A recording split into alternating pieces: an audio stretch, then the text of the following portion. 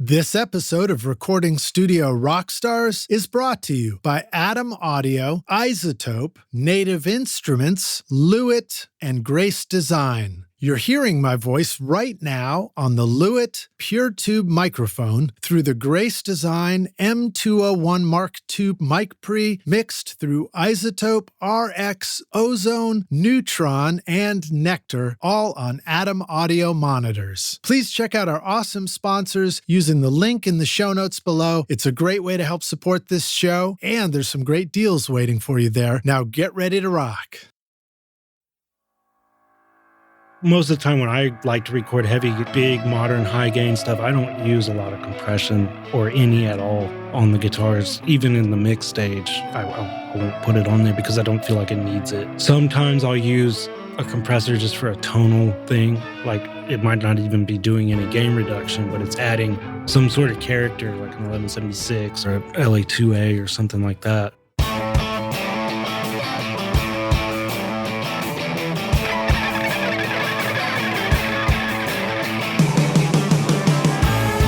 Welcome to Recording Studio Rockstars. I'm Lid Shaw, and this is the podcast created to help you become a rock star of the recording studio.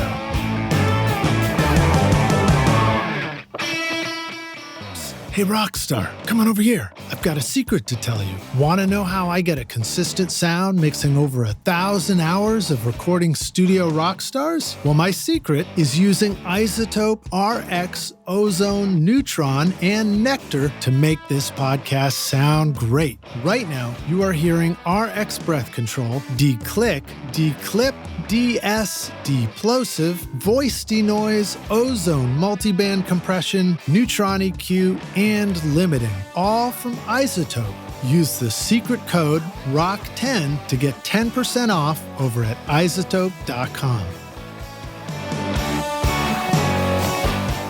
Are you recording your own music or other people's music in your studio, but you're having trouble figuring out how to get your mixes to sound great? Do they sound kind of weak or distant or lack punch and clarity? Well, I've got a gift to help you take your mixes from sounding like basement demos to sounding much closer to professional mixes. And it's my free course called Mix Master Bundle. This course will show you how to get pro-sounding mixes from your home studio with free and stock plugins in Pro Tools, and the best part is that these mixing techniques work for you in any DAW, whether you're on Logic, Cubase, Studio One, Reaper, anything you can think of. If you're ready now to make your best record ever, then go to mixmasterbundle.com to get started for free now, and you can find the clickable link in the show notes of this episode.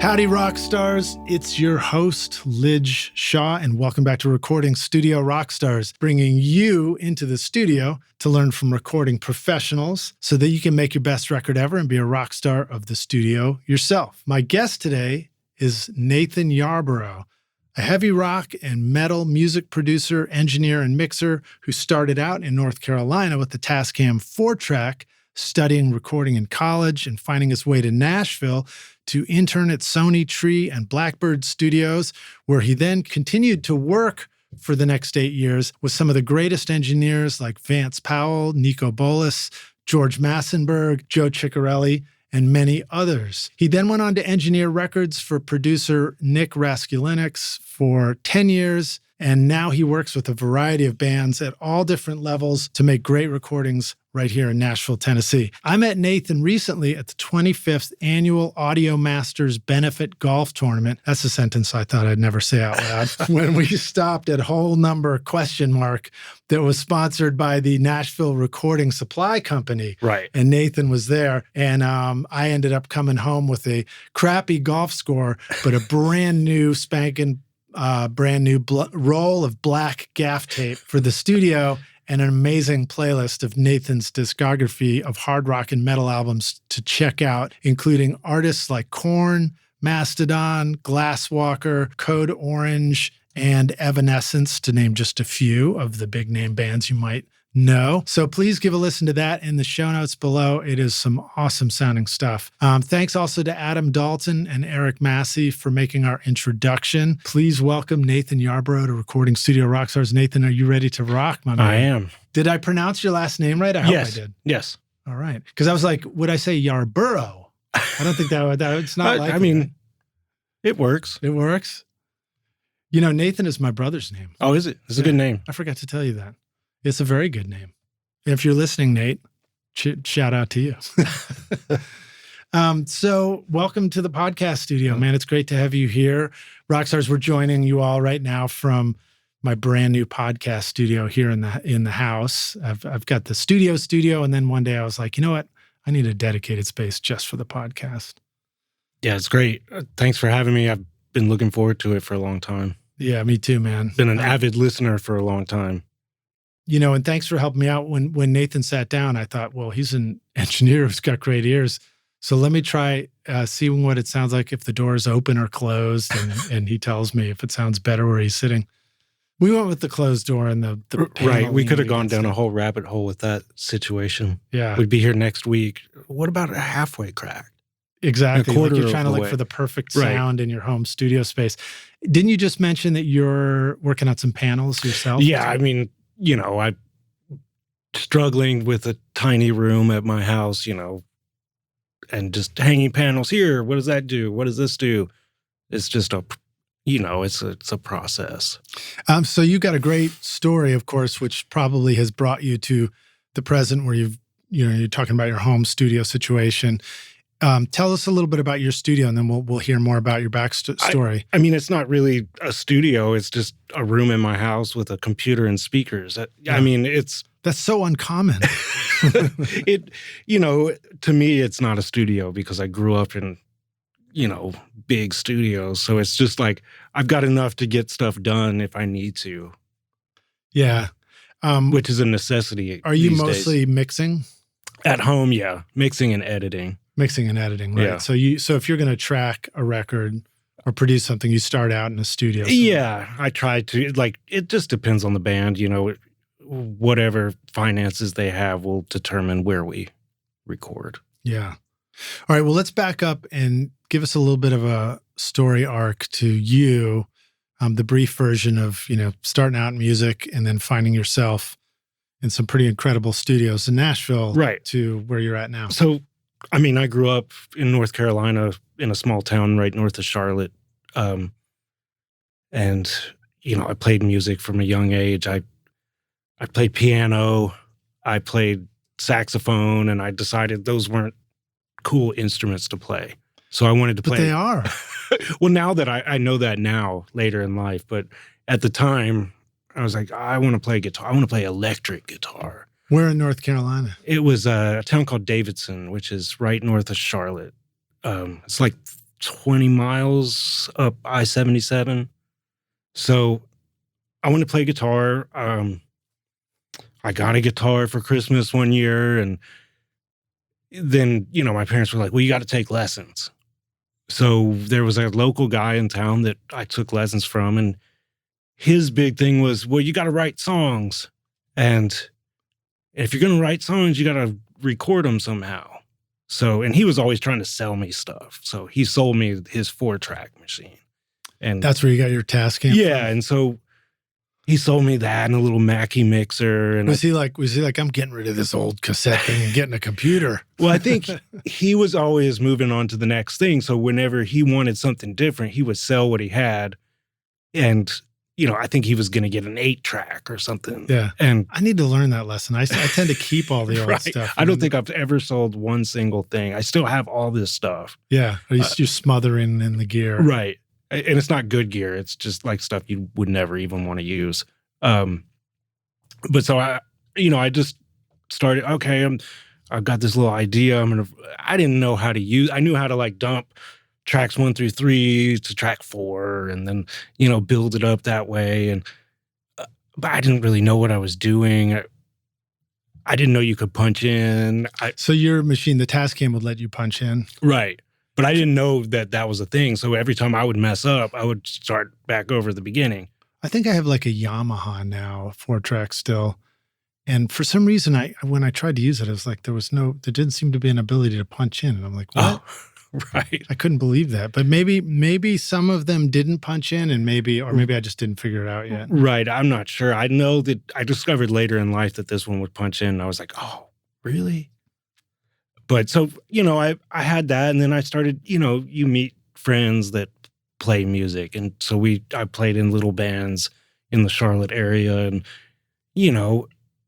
we recorded. I was a guy, me and one of my other friends both had 4 tracks. So we would both record the band and make our demos. And that was the way we got shows. And, I really didn't think much of the recording thing. I wanted to be in a band. Yeah. Well, it's a good music scene there. Like that right there, the Tri-Cities area, right? Is really good. And when we were coming up, we could go to a show every single weekend.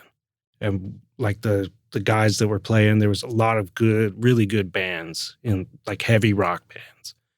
So it was exciting to us. And, we're these little kids just hounding these older rock, like, hey, check out our tape, So we did that. And then it got to the point where, okay, I'm graduating from high school, and what am I going to do? Am I going to, because my parents kept telling me, your band's not going to go anywhere.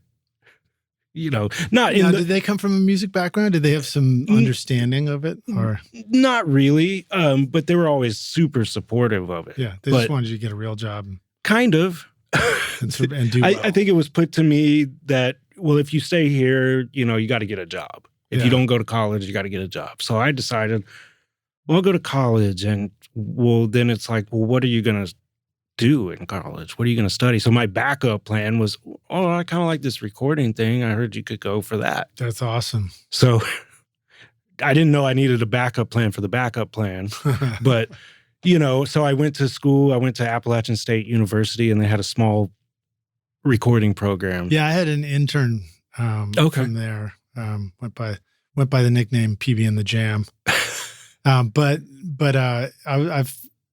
been surprised to hear that there's a good creative music program coming out of it. Yeah, and it was really cool because it's run out of the music department. So you have to be a music major. You have to audition for the music school. Yeah. And you have to major in an instrument. Of course, I'll do guitar, but I didn't know I had to do jazz guitar. So then I had to learn, well, what's jazz music? I don't know what jazz music is. So then I fell in love with jazz music. And when I was there, I joined a steel drum band that was there. And that's cool. Played in that for a couple years. That's cool. So did you play steel drums? Yeah. That's awesome, man.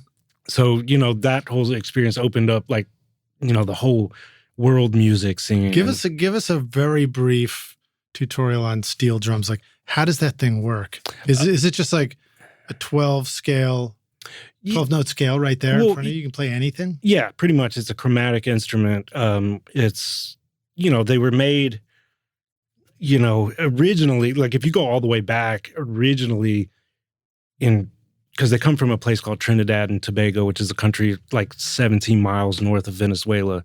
And originally there were these gangs that would, it was basically like war.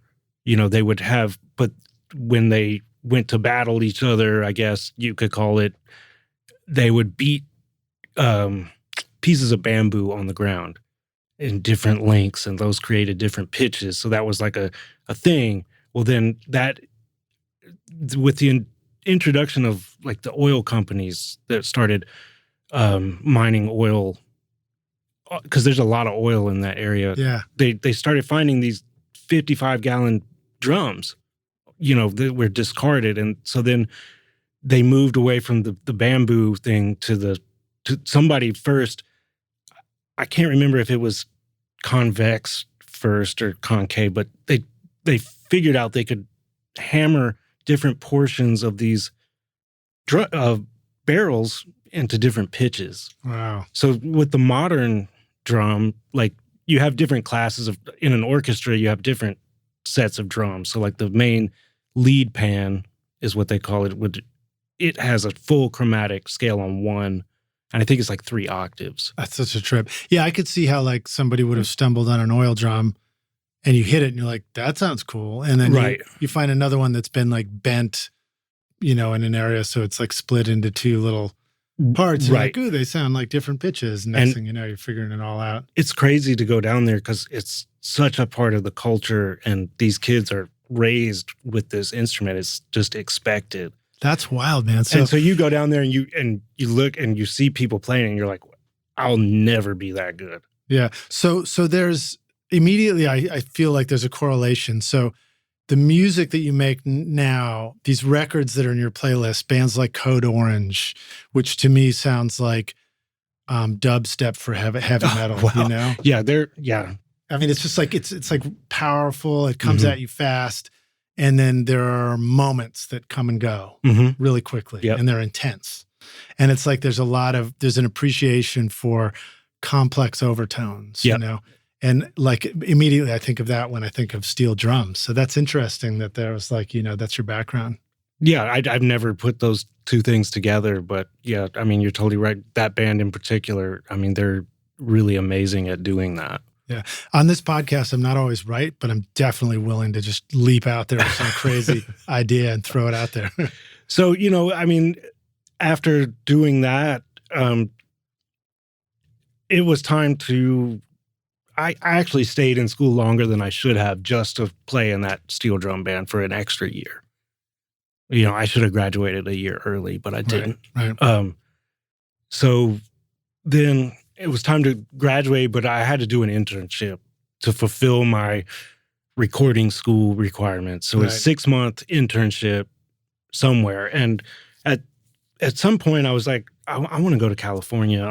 I had met somebody in San Francisco that ran a studio, and I was talking to him, and that's the way it always is with us. It's like we just happen to meet somebody and they're like, that sounds cool. Right. And I was like, how about I come intern at your studio? And we talked on the phone a couple times. And finally he said, I think he was concerned because he didn't think I understood how expensive it was. Yeah, right.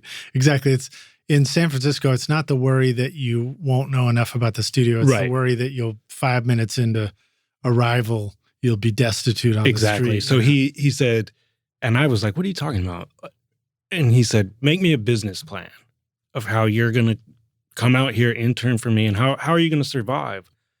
And so I thought it was the most ridiculous assignment. I'm like 21 years old, 22 years old. I thought that's stupid, but I did it, and I'm glad I did because I realized, I started looking at housing and looking at transportation. How much does gas cost? How much is this? And I think I figured out that I could be there for 2 months, and I was going to have to get a real job, but then I wouldn't have time to do the intern. So it just wasn't going to work. I decided, okay, that's not going to work. Although I will say to anybody who's listening to this, who is thinking about the internship thing, or anybody, with the studios thinking about bringing on an intern, I do think it's wise for people to think of internships as school tuition, because I think that's a smart way to go. I mean, it can be great if you can go somewhere where you can really like settle in and grow it into a job, at that studio or a different one. But a lot of times, like if you can find a place where you can just show up and you're essentially, you're offering free help at a studio, free labor, let's just call it that, right. For like 2 months or 3 months. And you're like, I can feed myself and pay for this apartment and just show up to the studio every day. I think a lot of studios would be like, they might think, well, I don't want to train you and then have you leave. But I mean, that's kind of the built-in challenge of having an intern. But a lot of studios might say, well, that sounds great, especially if you're like, you're going to be here every day. Like anything we're working on, you're in it to win it. That's appealing to studios. And I think as an intern, if you can find a place where there's an opportunity like that, where there's enough going on every day, and that doesn't mean sessions always. It could just be like, today we're doing maintenance. Today we're driving over to the tech shop and trying to, I mean, it's an invaluable thing for studios to just have somebody there to do these things that we need done, but we don't have time to do that because I just got a call that I have to go find this file that I recorded 7 years ago and get it to this person. And, it's all the day-to-day stuff. It's like, having an intern is invaluable. I know as a studio guy myself, sometimes what's valuable about having an intern, especially with a home studio like mine, is just like, I got to get up off my ass. There's my intern's showing up at 10 today. He's going to be here and I'm going to have to do something. Right. You got to look good in front of your intern. You don't want it to be like, oh, this guy's lazy. You know, it's like, I'll surprise myself with the amount of projects we knock out just because I got to think of something for us to do. You know? Right. So yeah, I was like, okay, well, where else can I go? And I was like, I'm not going to Nashville. That's for country music. I don't like country music. But I found an internship with, I actually came out here and just went to a couple different places and ended up taking an internship at Sony Tree Studio, which was, I guess it was the publisher's studio for Sony, the publishing company. Let's break that down just a little bit. So Rockstar's Sony Tree, my guess, I didn't work there. I think I may have been there at some point or another, but you're not going to see a lot of heavy metal and heavy rock bands coming through. No. And at that time, you know, I was a little like lost musically and like, what do I like? So I was kind of open to anything. Yeah. So what kind of music would come through? Oh, it was a lot of country. I mean, just like anything that their songwriters did that they needed to make a demo of, that's what was happening. Right. So I got there and like full band? Would you have full mic band up drums and stuff? Yeah, and you know, of course, I wasn't miking up drums. I was making coffee and Xeroxing charts and taking the trash out. And, you know, just hanging around and you know, when I got there, I realized how much I did not know about recording. Yeah. I knew how to plug a mic in. I knew that this was a dynamic mic. This is a condenser mic. That's a ribbon mic. I mean, aside from that, I would look at a console still and be like, I don't know how that works. By the way, ribbon mic, what do you not do with a ribbon mic? Well, they say don't put phantom power on it, but I have seen so many ribbons get phantom power by accident and nothing. I don't recommend you test that. But yeah, maybe don't test it on your own mic. I think with my Coles 4038, it was actually more dangerous for me to just let somebody sing on it where they're blowing into it or move it around too fast. Or put it in front of a loud guitar amp. That'll blow it for sure. Yeah.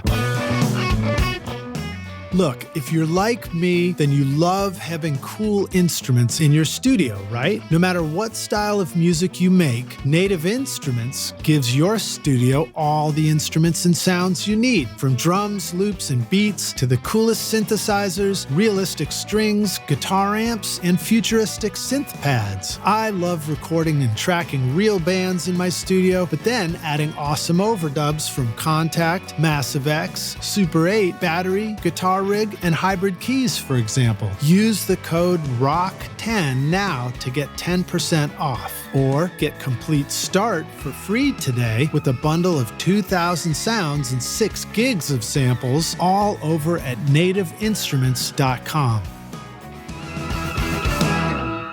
Some people would say that the reason why the phantom power ribbon mic thing is like a dumb concern is because, man, all the old studios, they had phantom power on every line going from the console all the time, and you couldn't turn it off.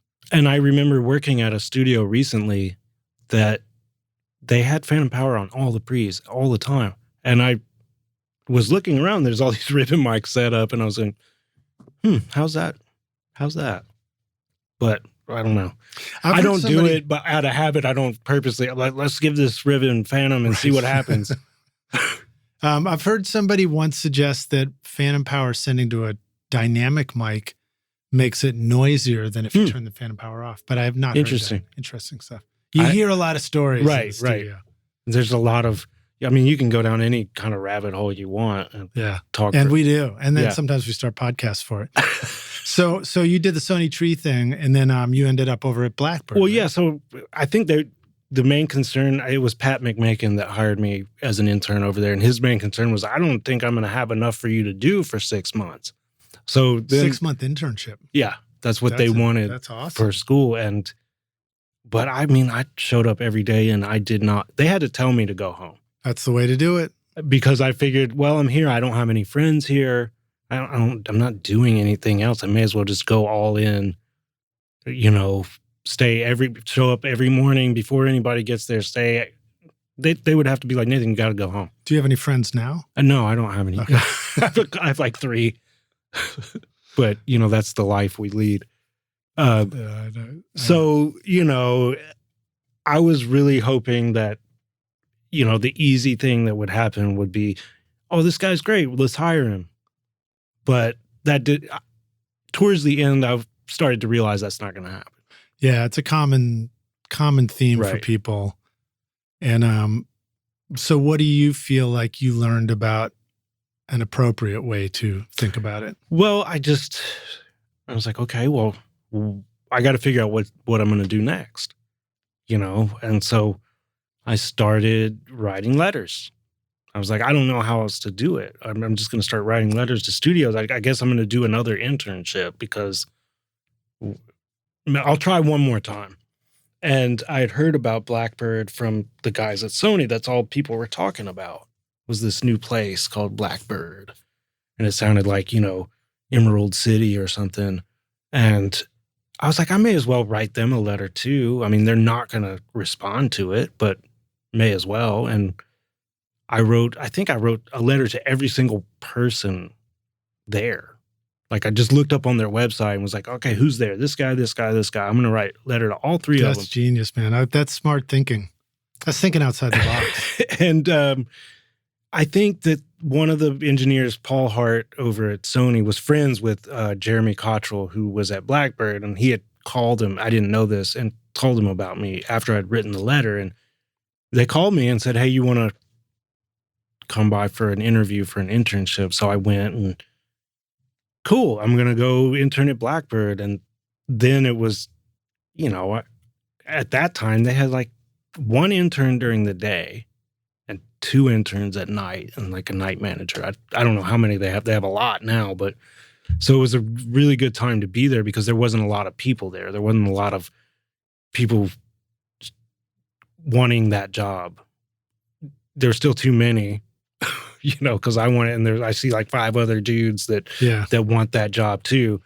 So I just went there and I did the same thing. I just stayed as long as I could. Anytime they needed extra help, sometimes they'd have turnovers at night where you'd go in at like midnight, and I would do that. Yeah. Just giving everything I had to that internship. And so then towards the end of that, I was like, oh man, there's one guy. And it was like always a first come, first serve. So if you were there first, then the next spot that opens up, that's your spot. You get it. So there was one guy in front of me, and there was a spot that opened up. And I was like, man, so I'm not going to get it. So I think I went and applied for a job at Best Buy. And I had an interview like on a Friday afternoon. And that Friday morning, they called me and they said, hey, do you want to work here? At Best Buy? No, at Blackbird. Okay. and I was just like, of course I want to work there. That's all I want. And,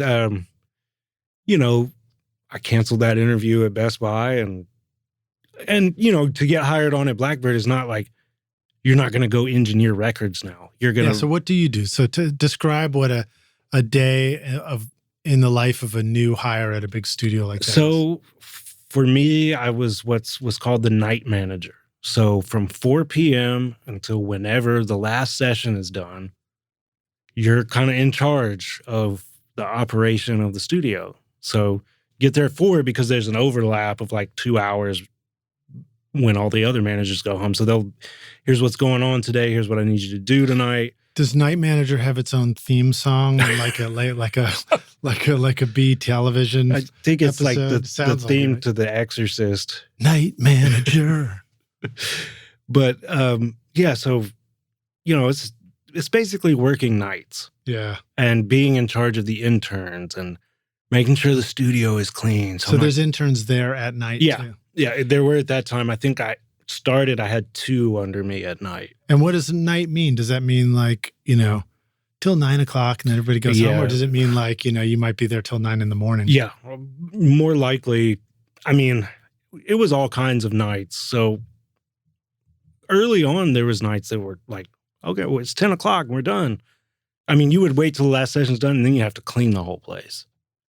So, and then you got to lock it up and all the protocols for doing that. But, and let's describe the place a little bit. So, Rockstars, just so you can picture it, it's not like cleaning up your home studio. Right. This is like, last time I counted, are there 11 studios there? I think it's like A through G. Or I think there's even an I and an 8. There's an H, there's an I, there might be a J. An A through Z, and it starts over again. Double A. At the time that I got there was A, B, C, and D, and they were building E and F. So it was getting bigger. Yeah. And when E and F opened, it was too big. I had to go to them and be like, I need another intern at night. I just can't get it all done. Because, I mean, we're there till 7 a.m. People are starting to come in. Wow. And I'm not done cleaning. Yeah. So, you know, that was a big help. But, you know, there was nights, I mean, it was just all night a lot of times. Well, that's amazing. It's just like having the vision for that kind of studio that's so, that's run like a high-end hotel, you know, right. Where it's like everything is clean and it's like coming back into a fresh, clean space every single morning. Exactly. And it was they were definitely like customer service, like top-notch, the best. They want the best for the client. You know, it was really stressed to us, like how clean things had to be. So, you know, I would wear guys out if it wasn't clean enough. I'd be like, you got to do it again. Nice. I've been watching this show on TV that turns out it's all the way back from like 2010 called Pacific, and it's about like World War II. Oh, wow. And there's just great, like, you know, like the company CEO yelling at the recruits, you know, in their face. Right. I mean, I can picture you there. No, I didn't do it again. You know, that didn't come till later. What are you going to do when Mastadon comes into the studio tomorrow? So, you know, I did that for years because, you know, you're just kind of waiting until somebody leaves or something happens and they have an assistant position open up. And, right. Because you're just you're just in the waiting game. And, you know, sometimes you're like, man, this isn't going to happen. I'm going to be cleaning this toilet till I'm 50 years old. I remember cleaning a toilet once and talking on the phone to somebody, and they said, "You're still over there cleaning toilets?" And then the phone, which was wedged between your shoulder falls in the toilet. And your cheek, slips and falls into the toilet. Last word is like, "Are you really still cleaning that toilet?" Yeah. So, you know, then finally somebody left, or the guy in front of me decided he didn't want to be an assistant, so he left. And then it was, hey, we got a session. We need an assistant. And then it was. Wow. And at this point, do you feel like you've just seen it happen so much that you feel like, I know what to do? Or are you still like scared? I didn't know what the hell I was doing. You know, I was so nervous. I didn't want to mess anything up. I mean, I knew, you know, over that time I had watched, there was a lot of guys over there that you could go to, and you just watch them. And anytime you get a chance, you go, I'm going to go hang out with that guy and see what. Sometimes they'd allow you to, as an intern or a night manager, hey, I need some extra help on this session. Yeah. So you're like the assistant to the assistant. So you get to see what he's doing. And so you're picking up some of that stuff. Well, and I got a little bit of that when I was interning at Woodland Studios, because some assistants would get the tracking set up the night before. Right. So they're in there setting up at night. Yeah. And then you get a chance to come in and check it all out and see how things go. Yeah, and but that was as close as I got where I was. And what's funny is I also got offered a night position, but I had interned in the tech department. Okay. So they wanted me to come in and repair shit all night. Right. And I was just like, man, I don't want to do that. And I didn't do it, but who knows? Maybe I would have. It's a lonely existence. Maybe I would have gotten that assistant opportunity later. You know, you never know what's going to happen. You know, I think about that every day. It's like I'll do stuff that I may not really want to do, but I'm like, you know what? It could be fun. Sometimes it's not, but it could lead to something else, you know? So I started assisting and then just did that for years, just assisting everybody, you know, because at that place. Let's talk about some of that. So is that when you had a chance to work with Vance, Niko Bolas, George Massenburg, Joe Chiccarelli, and those guys? So Vance was like the dad at Blackbird. You know, we all learned so much from him. And he was always one that would take on new guys and teach them things. Yeah. Like, I'm going to have you as my assistant, and he was very good at and patient. Yeah. He loves rock and roll too. Yeah. And so I learned so much from working with him, and he's a lot of fun to work with. Yeah. Vance is a guy who'll give you a hard time, but it's because he loves you and he wants you to get good at it. Exactly. And a lot of those guys are that way. And some are harder on you than others because, so I worked with Vance and George, and then this guy, Niko Bolas, came to town and he needed a guy. And somehow I became that guy. And man, that was kind of trial by fire for me. Yeah, Niko's done a lot of cool records too. Yeah, and he's demanding. I mean, he wants you to, and he's that way. Like if he expects a lot from you, and if you don't perform up to that level, he'll let you know. Yeah. And for me, I wasn't really used to that, and so I had to get some thick skin pretty quick. Yeah. And so he was essential for me to develop that thick skin. But we did a lot of records together, and Joe Chiccarelli would come in and you'd work with him, and all these guys are like really intimidating because you know what they've done, and it's like, oh, I can't even believe he's letting me in the room. But you just learn so much from all those guys. Joe can famously be pretty intense about it. I've heard. But I mean, he's done so much cool stuff. I mean, it's like I would love to. I'd rather be intimidated working with somebody who has a good reason to intimidate me, and I'm going to learn incredible stuff from. Exactly, and just knowing that, and it's something you have to learn that intimidation and that intensity doesn't come from a place of like ill will.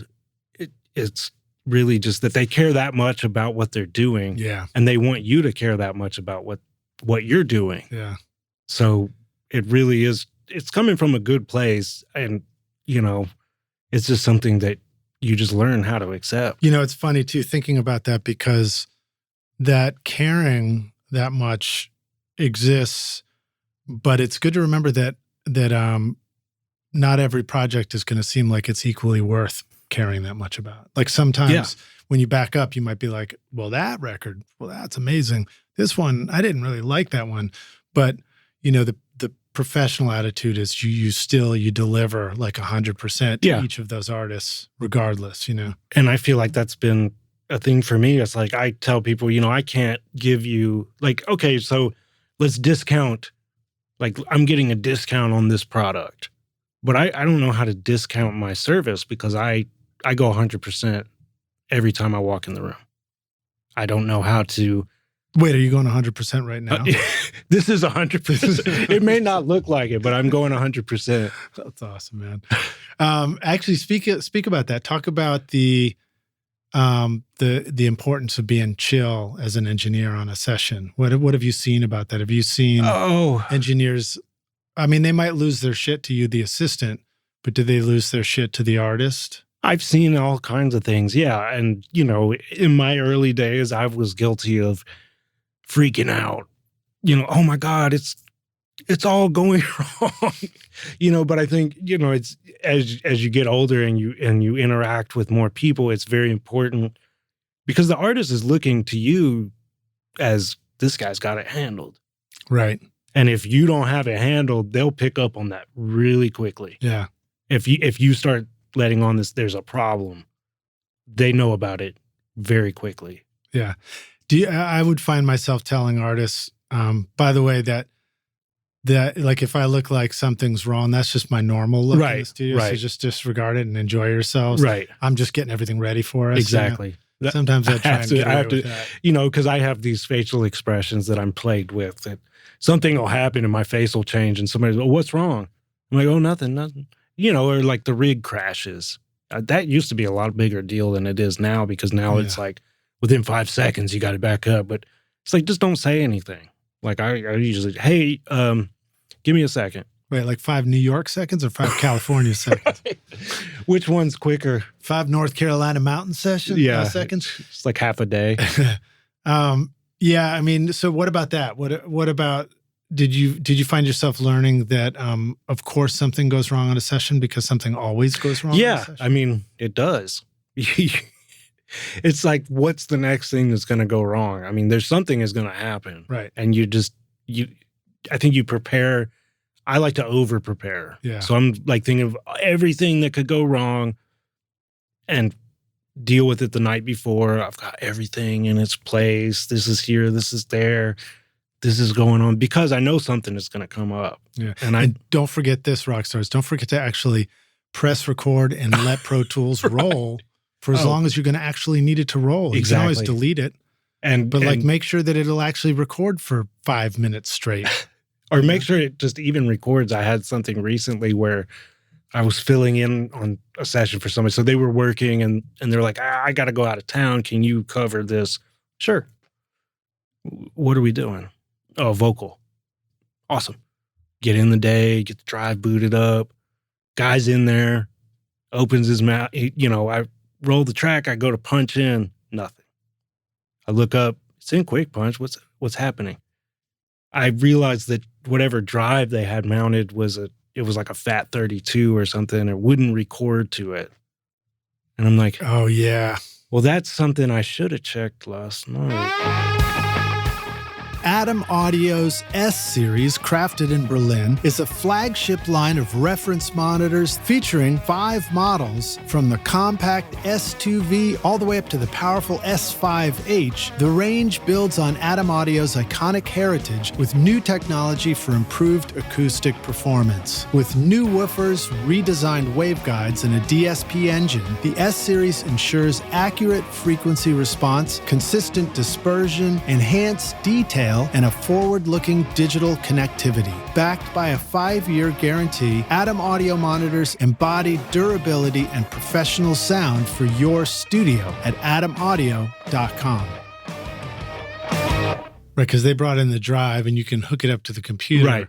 And the session will open from it, but it just wouldn't allocate to record. I didn't know a session would open from the Fat 32 because so Rock says we're talking about, you're probably on a Mac if you're working in Pro Tools in a pro studio, most pro studios. Apologies to those of you who have PCs, but most pro studios in Nashville, for example, or the, New York or LA are going to be Macs for sure. But that's a terrible feeling for the guys out there ready to sing. And all of a sudden you're like, man, I got to copy this to a different drive real quick. And now he's got to go to the lounge or something. And all that energy that he just had, that he was ready to get out is kind of ruined. Yeah. Yeah, I agree. So as the engineer, as the producer, we're trying to make sure that we are never a visible filter through which the artist has to experience the session, right? Right. You want to be as invisible as possible.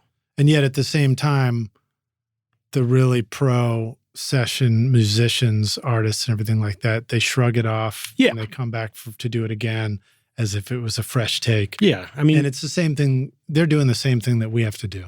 Exactly. And most of them are pretty understanding about it. It happens. Yeah. Pro Tools crashes. Yeah. They've worked in a pro studio. They're used to that.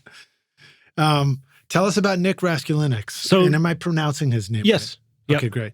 And then, so what kind of records was he doing, and what did you do with him? So he was in LA, and he moved to Nashville, and I think he was doing records out at the Sound Kitchen. And then at some point, he booked a session at Blackbird, and I got asked to assist on it.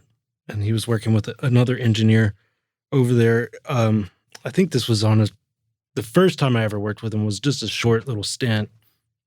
It was like 2 days.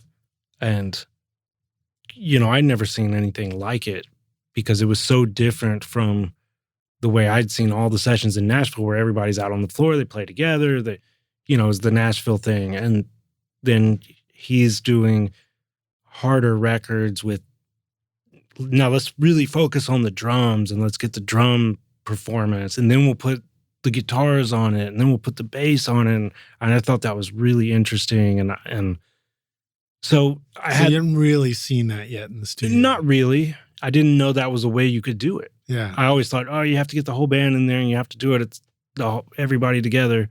But then he came back for another record, which was a record by a band, Stone Sour, and booked like a couple months. And I worked on that with him, and my friend Paul Fig, who's an engineer in LA, engineered that. And I really saw how, you know, these guys really dig in and make this their home for that many months. And, you know, you're really honing in on every single aspect of the record, and it's just a different environment. And I really liked how he did it. I had a lot of fun working with those guys. And you were still at Blackbird. Yeah, I was still a Blackbird staff assistant, and then so I really had a lot of fun, and we liked working together. And so anytime he would come back with a big record, he would have me assist on it. Right. So we did, you know, the Stone Sour record, an Evanescence record, a Ghost record. And after a little time had passed, he had another engineer in town named Ben Terry who ended up leaving to do something else. And that's kind of the story of my life, is like somebody leaves, and so you get a call. Yeah. You're always waiting for somebody else to leave. Let's comment on that, because I talk to interns and young people that are starting out now, and one of the recommendations that I try to make is try and set up your world so that when that call comes, the answer is just always yes. Yeah. Because like you have to be flexible. You have to, like for me, I joined a lacrosse team at first, and then like that immediately died off the vine, because it was like, I can't commit to anything else, no other schedules in life other than your day to day. Yeah. And especially in the early years, I mean, it's like you want to say yes to everything, because you never know when that next big chance is going to happen. I mean, you could go in thinking this is going to be a waste of my time, I'm going to hate it, but then you might meet somebody there that hires you to do something else that leads to this, that leads to that, and next thing you know, you have a career. Now, as an assistant, as a house assistant in the studio, you were sort of lucky that you got the call in that first session, and then it went well. And so then when you know, Nick, for example, is coming back and booking another longer session, hopefully he's booking it in advance and saying, and I want Nathan to be on the session. So, you know, you can plan for it. But what a bummer. Like, did you ever experience those things where you're already booked on a different session? Oh, yeah. And then something comes along and you're like, oh. And then sometimes you sort of orchestrate it to where you can do both. You know, I'm always like, I want to do everything. So sometimes you can't do everything, but sometimes you figure out a way to like, okay, I can do this here. And then if I don't sleep, I can get up and do this the next day. Yeah. You know, when you're younger, it's easier to do that. Right. But right. So, you know, then, so his engineer left. Paul was out in LA working. And I guess it wasn't making sense for him to keep flying him here. And he took over a room at Dark Horse, as this is going to be my spot. I'm going to move my console in here. And he called me and said, do you want to engineer a record for me?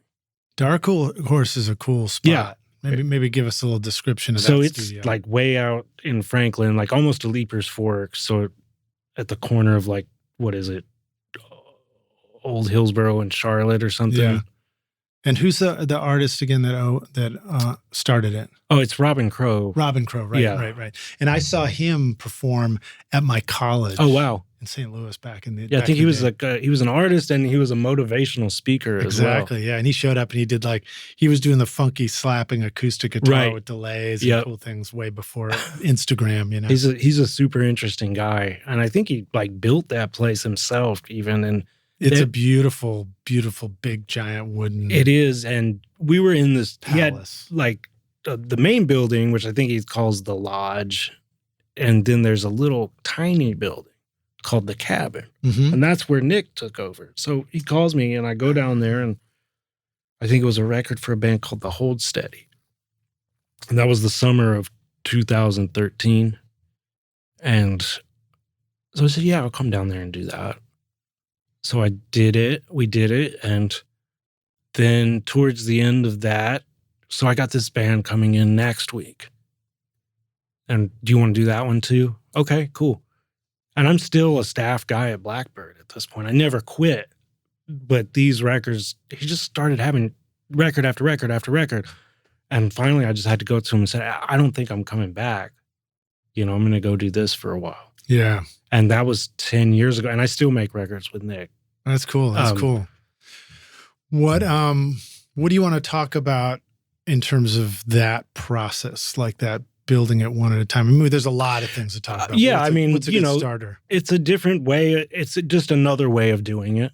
Were you there at the pre-production stage? Sometimes we would do pre-production together, which, was always interesting because it's, the band comes in, they set up, and it's Nick and the band going through the songs. Let's try this. Let's try that. So at this point, it's band playing together. Pre-production is band plays together. Yeah. But if you hit record on that and then mix that, it would sound different than the final record. Oh, does, right? Of course. And I'm always there to record it because, they're going to need to hear back some sort of reference because they're going to forget. Well, what did we do in the bridge there? Oh, right. I've got it. What tempo were we playing that? I've got it here. So you're kind of like a field recorder, making notes, dropping markers. This is when this happened. Here's the take that they've finished with before moving on to the next song. So I'm going to make a rough mix of that so everybody can have it. Yeah. So the drummer can remember his drum parts that they work, because they'll work out rough, basically all the sections of the song. I remember the first time I kind of learned a tough lesson about that. I was producing an album and I hired a band for the artist, and I had everybody come in on a Friday. This was based on their availability. They came in on a Friday. We went through all the songs and did all this quick, I think we recorded it. I just remember that we worked it out. Mm-hmm. And then everybody came back on a Monday for the session and they had all forgotten all of it. And I was like, oh. So good lesson to learn there. There's a reason why taking notes, recording it one way or another is really important. And I'll even, because that's been beaten into me by, like Niko, his whole thing is hit record before you set up the mics. So I'm in record before they even walk in the door. Wow. So tell us some, break that down for us a little bit. How does that sounds good in story, but sometimes you're like, how would I even do that? Yeah. I mean, I'll set up all the mics the night before and make sure they're working. And then, as soon as the band walks in, I want to hit record. I haven't gotten any of the sounds up or anything, but if the guitar player may pick up a guitar right away and start playing something, and if you didn't get that, I mean, not often do you get something where they're like, oh, that's amazing. What that thing I did at the beginning of the day. But when you do have it, I mean, I remember back in the day of consoles and stuff, it used to be maybe easier. It's like everything's coming up through the board anyway. Right. So you just kind of rolled a DAT. You just kept DATs rolling. Oh, yeah. And a DAT tape could record for hours, right. on the sidelines. In the world of Pro Tools, I've often felt like, there should be a way to do that. It's unfair. There's a lot of things that are unfair to us, right. Since we've switched to computers. Because if you wanted to do that, you'd probably have to have a multi-track session open. Right. And it's rolling nonstop. And the only way I found to sort of alleviate that is I do it at 44.1. I normally will record everything at 96, but when we're doing pre-production, I go way lower sample rate. Right. So pre-production particularly is where you want that always be rolling. Yes. Yeah. Because if you're talking about doing instruments separately, I mean, you could roll out but everything's fixed on the timeline. There's not a lot of spontaneity in that aspect because the drummer's going to go out there. You're going to say, okay, I'm going to start the take.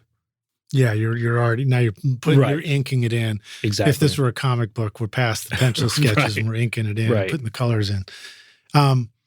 Another tool that I find super useful in that pre-production stage, even if it's the same day you're going to record, a lot of indie records we do pre-production and the record making is right. They're right on top of each other. Hopefully they're in the right order. Hopefully we're doing pre-production a moment before we record the record as opposed to the other way around. Right. But just voice memo on an iPhone. Exactly. Like I've learned, but just grab your iPhone. The moment somebody starts to play something for you in the control room, B-roll in the iPhone, if they're going to like, all right, well, let's play through it once and see what we think, roll the iPhone, because you're going to need to refer back to that. Yeah. And then another place I find it really helpful is the moment you hear a part in your head, like you're like hearing a harmony or like, oh, I hear this line. We should do guitar should do this melody line. I'll just sing it into the iPhone while the speakers are going in the right. And I've had situations where,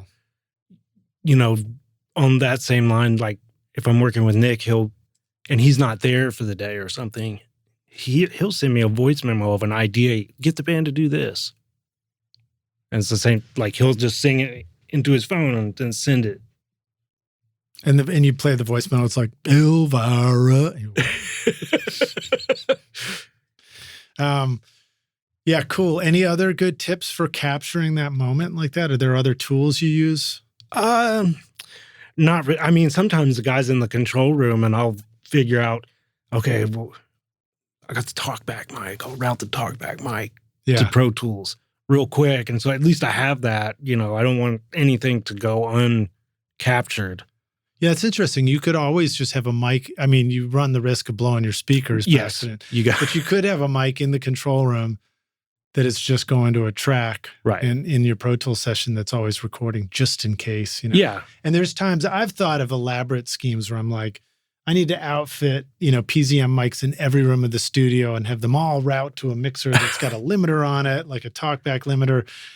That, it's like an all talkback for anywhere in the studio, or each one of them is on a cycling recorder. And like, you play these games in your head. Right. And exactly. Then, you either never do them, or if you try and do, you're like, that's the stupidest idea. That's going to be so hard to do. I mean, I can remember there was one band we worked with down at Dark Horse when they did a very long pre-production process. And part of their process would be to go take their acoustic guitars down to the lunch table down at this little gazebo and work out parts. And I was like, well, how do I record the gazebo? Yeah. So I think I like took a super long cable and a 57 and just put it down there and just, cranked it. So at least I'd have it. I don't know that I ever even had to use it, but just knowing that it's a scary feeling when somebody comes and asks you to play them back something that you don't have. Yeah. How often have you recorded something outside in a studio situation? Not often. Not often. I'm trying to think as an assistant, I remember going around with an artist to record trains. Yeah, I did that too. We brought over a little stereo recorder and we waited for the train to pass and then recorded at the gate. Well, I think it was like the one day that no trains were running. Right. And then the rain. Right. You're inevitably going to have somebody who like, I recorded this storm. Can we use that in the record? And you're like, sure.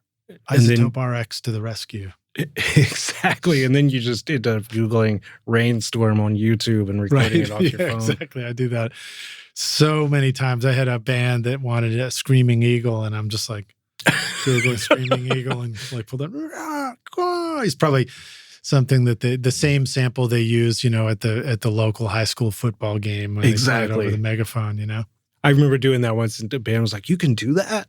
I'm like, sure. And I guess. As long as SoundScan can't, or whoever, it's like a Shazam can't like recognize this particular Screaming Eagle. Hey, that's my rain noise. There you go, man. That's minute 47 of my rain noise from YouTube.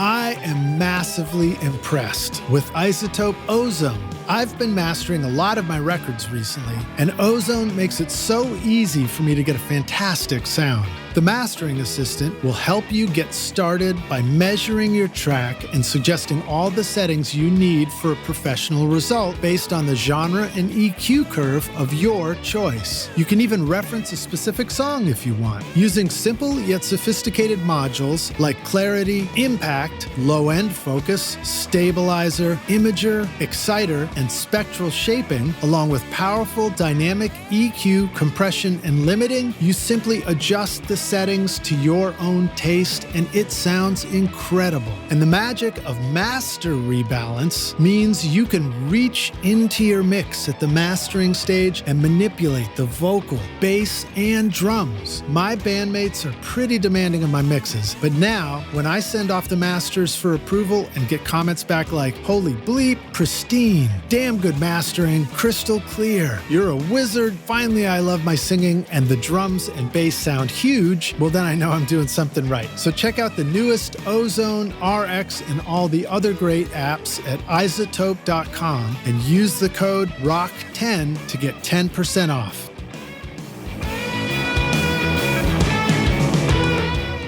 What do songwriters, music producers, DJs, EDM, TV, and film composers all have in common with you and me? We all need incredibly cool sounds that instantly transport the music we are creating to the style that we want. This is why Native Instruments is your ultimate toolkit with a massive library of sounds for your studio. Whether you want to create hip-hop, indie pop, classic rock, meditation music, pumping dance floor beats, or full orchestral arrangements, Native Instruments' complete bundle offers you everything you need, from drums, loops, and beats to wild synths, ultra-realistic strings, and vintage electric bass, guitars, and keys. The list goes on and on. I personally love recording real bands in my studio and then adding cool drum samples, synths, and futuristic keys from Battery, Contact, Massive X, Guitar Rig, and Hybrid keys, for example. Plus, it's a great way to make your productions sound modern and unique. Use the code ROCK10 to get 10% off or get Complete Start for free today with a bundle of 2,000 sounds and 6 gigs of samples over at nativeinstruments.com.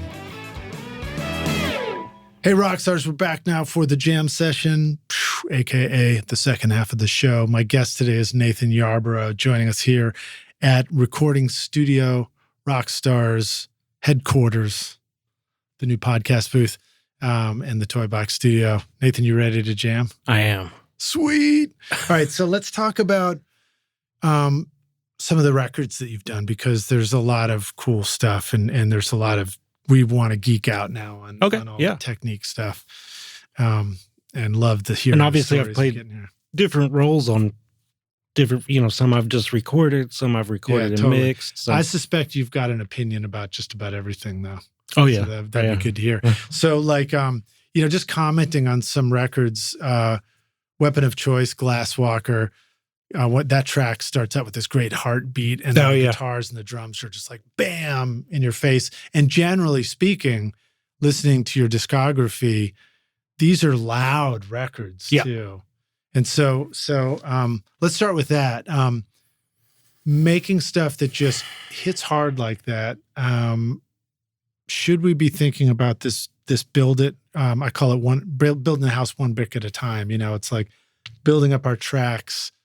What's that balance? And then also the loudness thing. Have you learned anything about how that relates to things like luffs and mixing and what you're going for and that sort of thing? I have to admit that I don't usually pay attention to stuff like luffs.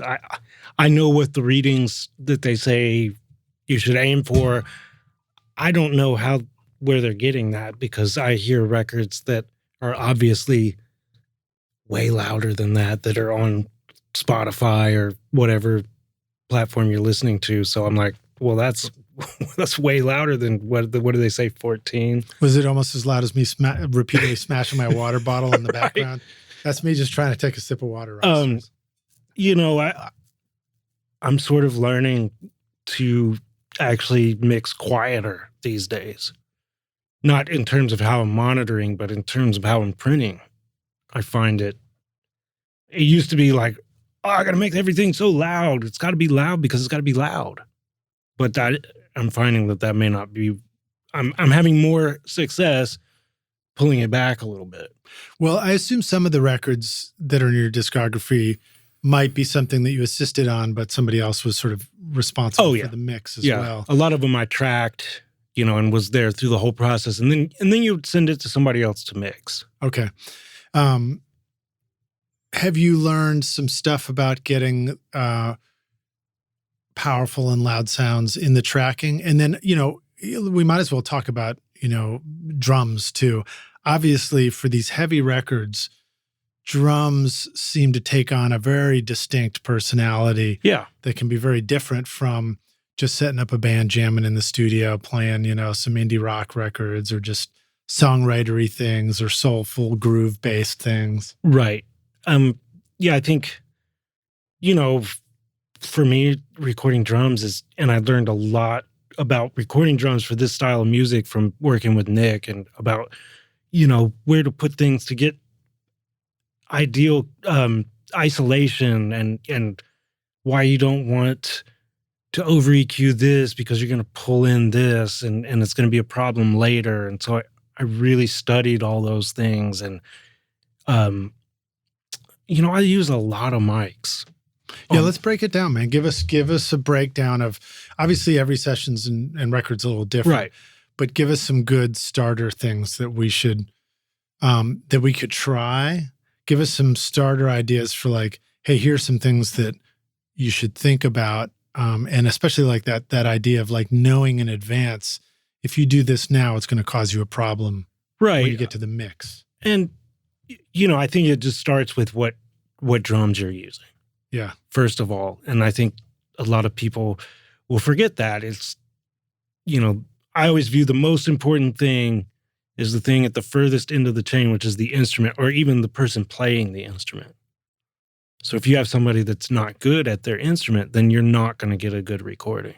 I don't care how great the microphone and the mic pre is. You're just getting a really great recording of someone who can't play. Yeah, and it's one of the advantages of having my own studio and leaving the drum set up. Right. So for example, I'll do a jam session and my buddy will come over and play drums and he's a drummer. And then we'll switch because he wants to play some guitar and I want to play some drums. And we both aspire to play. He probably plays better guitar than I play drums. But I'll think I'm playing pretty good and I'll go listen to the later and it'll be the same exact drum set, same miking, same mix because I just bounce it right out. And his drums will sound one way and mine will sound a different way. And it's really remarkable. It it's is the same shit. But and so you can see like the biggest influence on them is the hand that's hitting them, the foot that's hitting them. So always keep that in mind. And what drums are you using? What size is the bass drum? Is it a 20? Is it a 22? Is it a 24? Because you're going to get different sounds out of each of those. What's your room like? Where in the room do you have them? What heads are on the drums? When you're doing that heavy sound and you've got that fast, like that kind of kick drum. Right. Talk a little bit about what helps you get the right kick for that. I mean, it's interesting because listening to your discography, like on some of those, and I apologize, I didn't necessarily write down which band had that sound, but Code Orange probably has some of that stuff going on too. Like at a lower speaker volume, I might think, wow, that kick drum's, it's all about like the beater right and the top.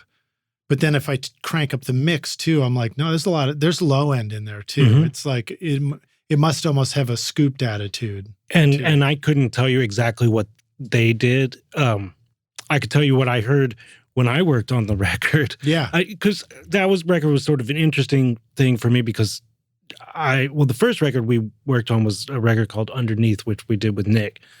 And then the most recent one, which it's not out yet, but it'll be out by the time this airs. It's called The Above. And they called me to come up and just help them, go through like some guitar sounds and help them wrangle some of the editing and basically navigate the studio that they were in because they're self-engineering and self-producing this one. But they needed a little bit of help navigating the studio. So I went up there to help them. And that's Code Orange? Because they sound awesome. They're like you hear that and you don't think this is somebody who's DIYing anything. They are absolutely brilliant at what they do. And they are one of the hardest working bands that I know. I bet. And they are so good at creating what they hear in their head. But it goes through a lot of different layers of process. So, I was involved in a piece of that process. And there's a lot of supplementation, and I'm not sure who mixed that one, honestly. But do you think that it might be, or let me put it this way. How common do you think it is for a heavy band to record the kick drum knowing that it's going to need a sample later on? Oh, yeah. And do you think that there's a technique wherein that sample is actually replacing the original kick drum, or do they live together? That kind of stuff. For me, when I work, I'm not afraid to use samples. I think it's the dreaded S word. Sometimes they'll call it by a different word, right? Just so people don't get offended. Call it enhancement, right? And I think that's really what it's like using an equalizer or a parallel compression. To me, it's like, well, here's a sound we can sort of inject into that, just because by the end of the day, on those heavy records, you have, okay, so you record the drums and they sound great. Well, then you're going to put a huge layer of guitars on that and a huge bass on that. And all these things have to speak through that. Well, I almost would put it this way. We've all heard instruments like guitars and basses and stuff sound pretty good coming out of the speakers in the studio. And we've all experienced probably a sound soloed sounding massive. Mm-hmm. And on some of these heavy records, I realized that the sound of the guitars plus the bass, it's almost like a soloed massive sound on its own that allows, like, by itself, it's dialed in to just explode out of your car speaker, for example, right, which doesn't leave a lot of room for anything else to be put in there. So then therefore the drums in that moment need to be sculpted in such a way that they just augment that, but don't in any way try and like fight for the same zone. Exactly. And sometimes you need samples to just give it that extra. And if you mute the actual kick and snare, you almost don't hear anything, but they're there to just kind of help it out. Yeah. Are there any recording tricks? I mean, I remember hearing stories about Black Sabbath back in the day, taping a quarter to the inside of the drum head beater and stuff like that. I mean, I don't have any like special tricks like that. I'll use a couple different, I use a lot of microphones. So like there's, an inside mic and an outside mic, but then sometimes I might put like a PZM mic in there to get an extra thwack. So how do you do a PZM mic in the kick drum? Give us that trick. Just lay it in there on the pillow. So it's not really on the bottom edge. It's sort of like elevated a little bit into the middle, toward the middle of the drum. Kind of, yeah. And a lot of times I have to tape it on the pillow because as the drummer hits it, the drum moves and the mic shifts over to this, you walk out there and now your mic's upside down and it's like, oh, that's why it doesn't sound good. But it's like if I'm using like a Beta 91, I'll put that little EQ switch on that dips the middle out because it's kind of got like an ugly middle sound. What's the Beta 91? It's that shirt. It's like, it's not a true PZM. Okay, all right. But it's like their version of the PZM, I guess. It's not a true PZM, but yeah, I need to experiment with that PZM kick drum thing. I like it. I mean, it adds an extra thing that, sometimes I feel like you need just to get that bass drum to push forward. Yeah. Do you find that it's helpful to ever time align any of those mics, or do you leave them as is? That's a rabbit hole I went down at one point, and I think I was working with Michael Beinhorn, and he turned me on to like the Sound Radix auto align, and I started using it. I was like, man, that's cool. But then I started noticing some weirdness with it to where I ended up just not using it because it just didn't sound right to me after a while. It works, but it was like almost, it just didn't sound natural. Right. I just preferred more of a natural. Exactly. And I've gone back and forth on things like that sometimes, you know. I like to use that plugin on bass because I feel like, you know, if you got a DI and an amp and then a couple amp signals, they're never going to be time aligned. And I feel like it sounds, to me, I get a lot more tight low end out of the bass by using and I don't have like a particular way of doing it. Sometimes I'll line it to the amp. Sometimes I'll line it to the DI. It's just whatever sounds the best. And sometimes I'll end up turning it off. So Rockstars, we're talking about the Sound Radix plugin Auto Align, which is pretty handy because you kind of tell it what your elements are and it'll find a sweet spot for time aligning. Right. You know, because we've talked about this on the show, of course, before. Some of you will already know this. This might be new too. But the DI, the direct bass signal, is going to happen sooner than the time it takes to go through the guitar amp, out the speaker and into the microphone and back through the signal chain. Right. And so they are actually a little out of phase from each other. Yeah. And there are times where that can be great. You know, some people put a bass mic 6 feet away from the bass amp to get that sound. But when they're so close, like a DI and the close mic on an amp, it can be worth exploring. And Little Labs, the the IBP. Yeah, IBP and the IBP plugin, which I need to get. It's a great plugin, and when it works, it works. Yeah, and I think it's important to know that these things aren't always the answer, because sometimes I don't just do it out of habit. It's like, I want to see if this helps it. If it doesn't, I'm not going to do it. And I think that is an important aspect to remember about sessions. So there are elements of making a record that are just an exploration and an experiment, and there's no way of knowing whether it's going to be the right choice or the wrong choice unless you go through it and do it. But there are definitely various elements of making a record that fall into that category, I feel like. And sometimes we have to decide, you know, is this record in this budget, in this band, leaving room for that category of making the record, or is that outside the scope of what we're allowed to do right now? And I think sometimes I'll spend lots of time by myself after everybody's gone home doing those experiments, because you don't have time to do that while everybody's there, and the artist doesn't want to see that. Usually they're like, what are you doing? What are you doing to my record? I can't unsee that now. So I find myself like, everybody's gone home. I have an idea. What if we did this? And you know, sometimes it's like, hey, that works pretty well. And sometimes like, no, that didn't work. Let's not do that. Yeah, I think that things like phase aligning stuff and exploring definitely falls in that category. So does time aligning stuff. You know, like trying to tighten up the drums and the band performance. That can be, it's real, you just don't know. And sometimes you don't even know right after you did it. Yeah, I think it's easy to lose perspective on those things when you're right there in it. And I do a lot of editing, and it's a balance between how far can we go? How far do we need to go? And sometimes it's like, I don't even need to touch this because it feels great.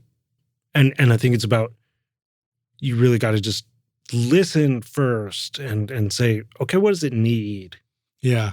I like making records where I listen and I'm assuming I'm not going to do anything to it until something bothers me, and then I go specifically for that thing. Exactly. And for a long time, I had the mentality of, I got to fix everything. And you just start doing things before you're not even thinking about why you're doing them. You're just doing them. And then if you take a step back and go, well, why am I doing this? Did it need that? I don't know that it did. Well, editing drums, for example, we have all these tools like Beat Detective, and we can just hand align things. And, you know, I don't use Elastic Audio very much for that stuff. That's more like a really great demo tool, but I don't always find that's useful for a master quality. I have big concerns about elastic audio. I've never been able to do it where it sounded good. It's like it almost disrupts the relationships. Like if you have like 10 mics or 20 mics or 30 mics. Right. It's not going to keep that phase together. It just sounds weird to me when you start moving stuff and it's like, what happened? Yeah. Now, when you're talking about monophonic things like a single vocal mic or a single bass, recording or microphone, those are places where I feel like tools like Melodyne can be useful. Even then, you gotta still decide, does it sound better or worse? But at least you can anticipate that there's a good chance it'll sound like what you expect it to sound like. Right. Right. And then when you get into that whole elastic audio thing, boy, there were so many weird things. Like then you're like, the cymbals sounded better before I committed the track, when I left the plugin on, or they sound better if I use this particular version of the committing. And it's just such a slippery slope. But I do know that, like, editing drums, I learned, and I'd be curious your thoughts, like lessons like track with the whole band so that the drums have the right approach to the song because the band was playing at the same time, then mute everything else, then like go in and edit the crap out of the drums and put it all like it's either right on the grid or it's, beat detective to where it's really close, and then recut everything. Right. And sometimes you have to do that because once you've edited the drums, if everybody played it together, then now nothing else is in time because you edited the drums, and then you're faced with that.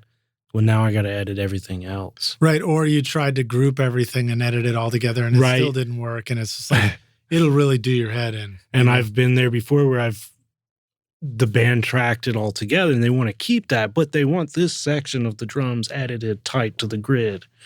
So it's, you put it all in a group and you just edit those drums. But then hopefully they gave you a guitar DI, because in heavy music, I mean, you're looking at a block. Yeah. I mean, you can listen to it all day long, but the time that cursor moves across and they're not in alignment when you're seeing it and hearing it anyway. So, and so the DI is one of those tricks where when you record the guitars, you run the guitar through a DI similar to how you would do with the bass. Yeah. On its way to the guitar amp, and then that goes to its own track. Yeah. And you're never ever going to listen to it for anything. Correct. Well, I'll take that back in just a second because that's an upcoming question. But you can use it. It makes an easy visual reference for when somebody struck a chord. Exactly. Because you can just see it right there, right?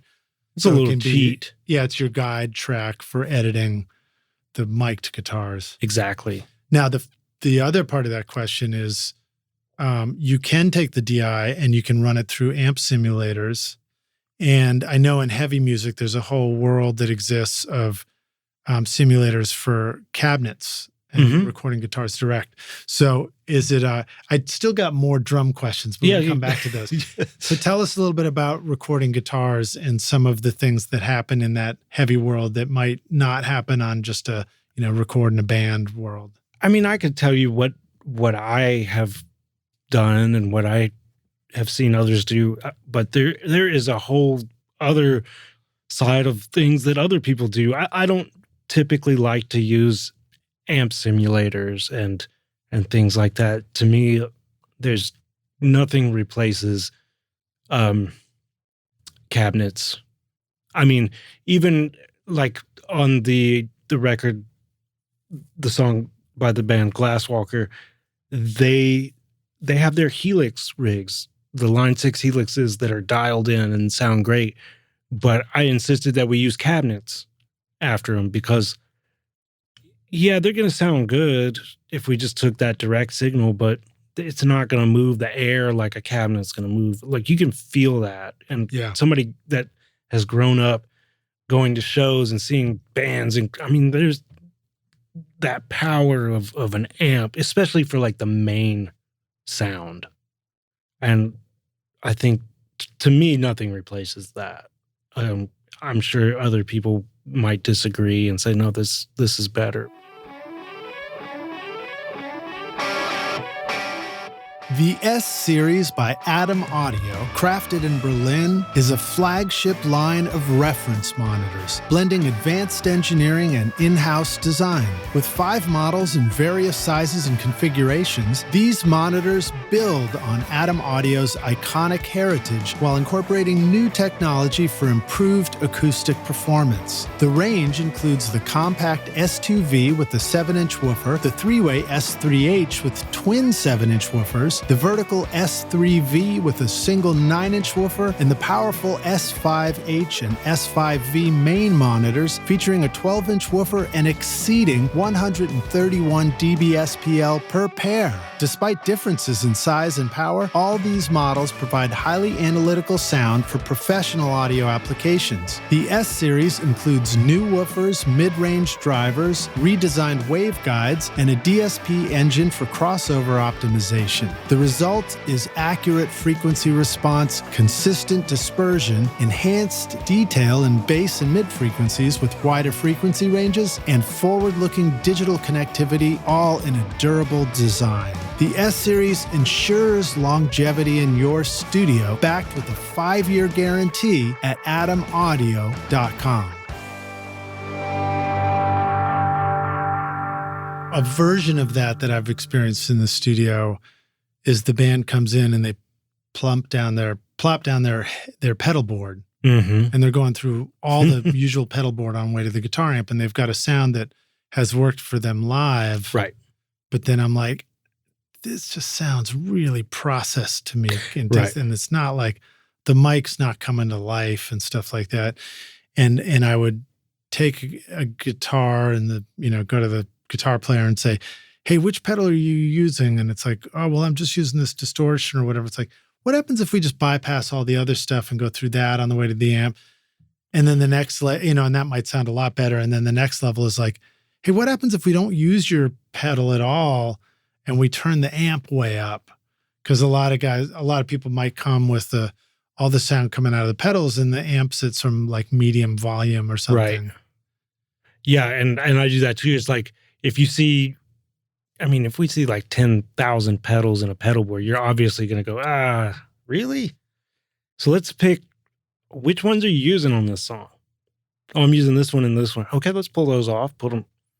And I always kind of like to let them start with what they're used to, because I think when you immediately tell somebody, oh no, you're going to use this, that puts them in a position where they're kind of uncomfortable already because it's not their normal sound. And this isn't the normal amp that I use. And why does it sound like that?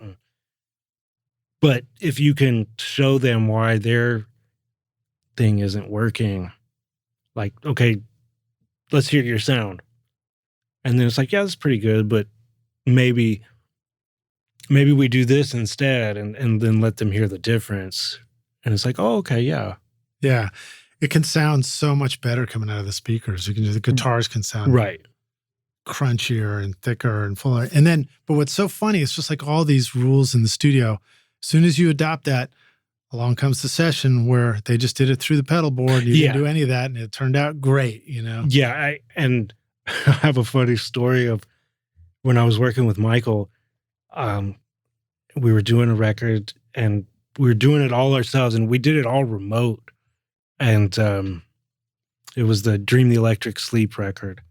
And I had a 50-foot instrument cable.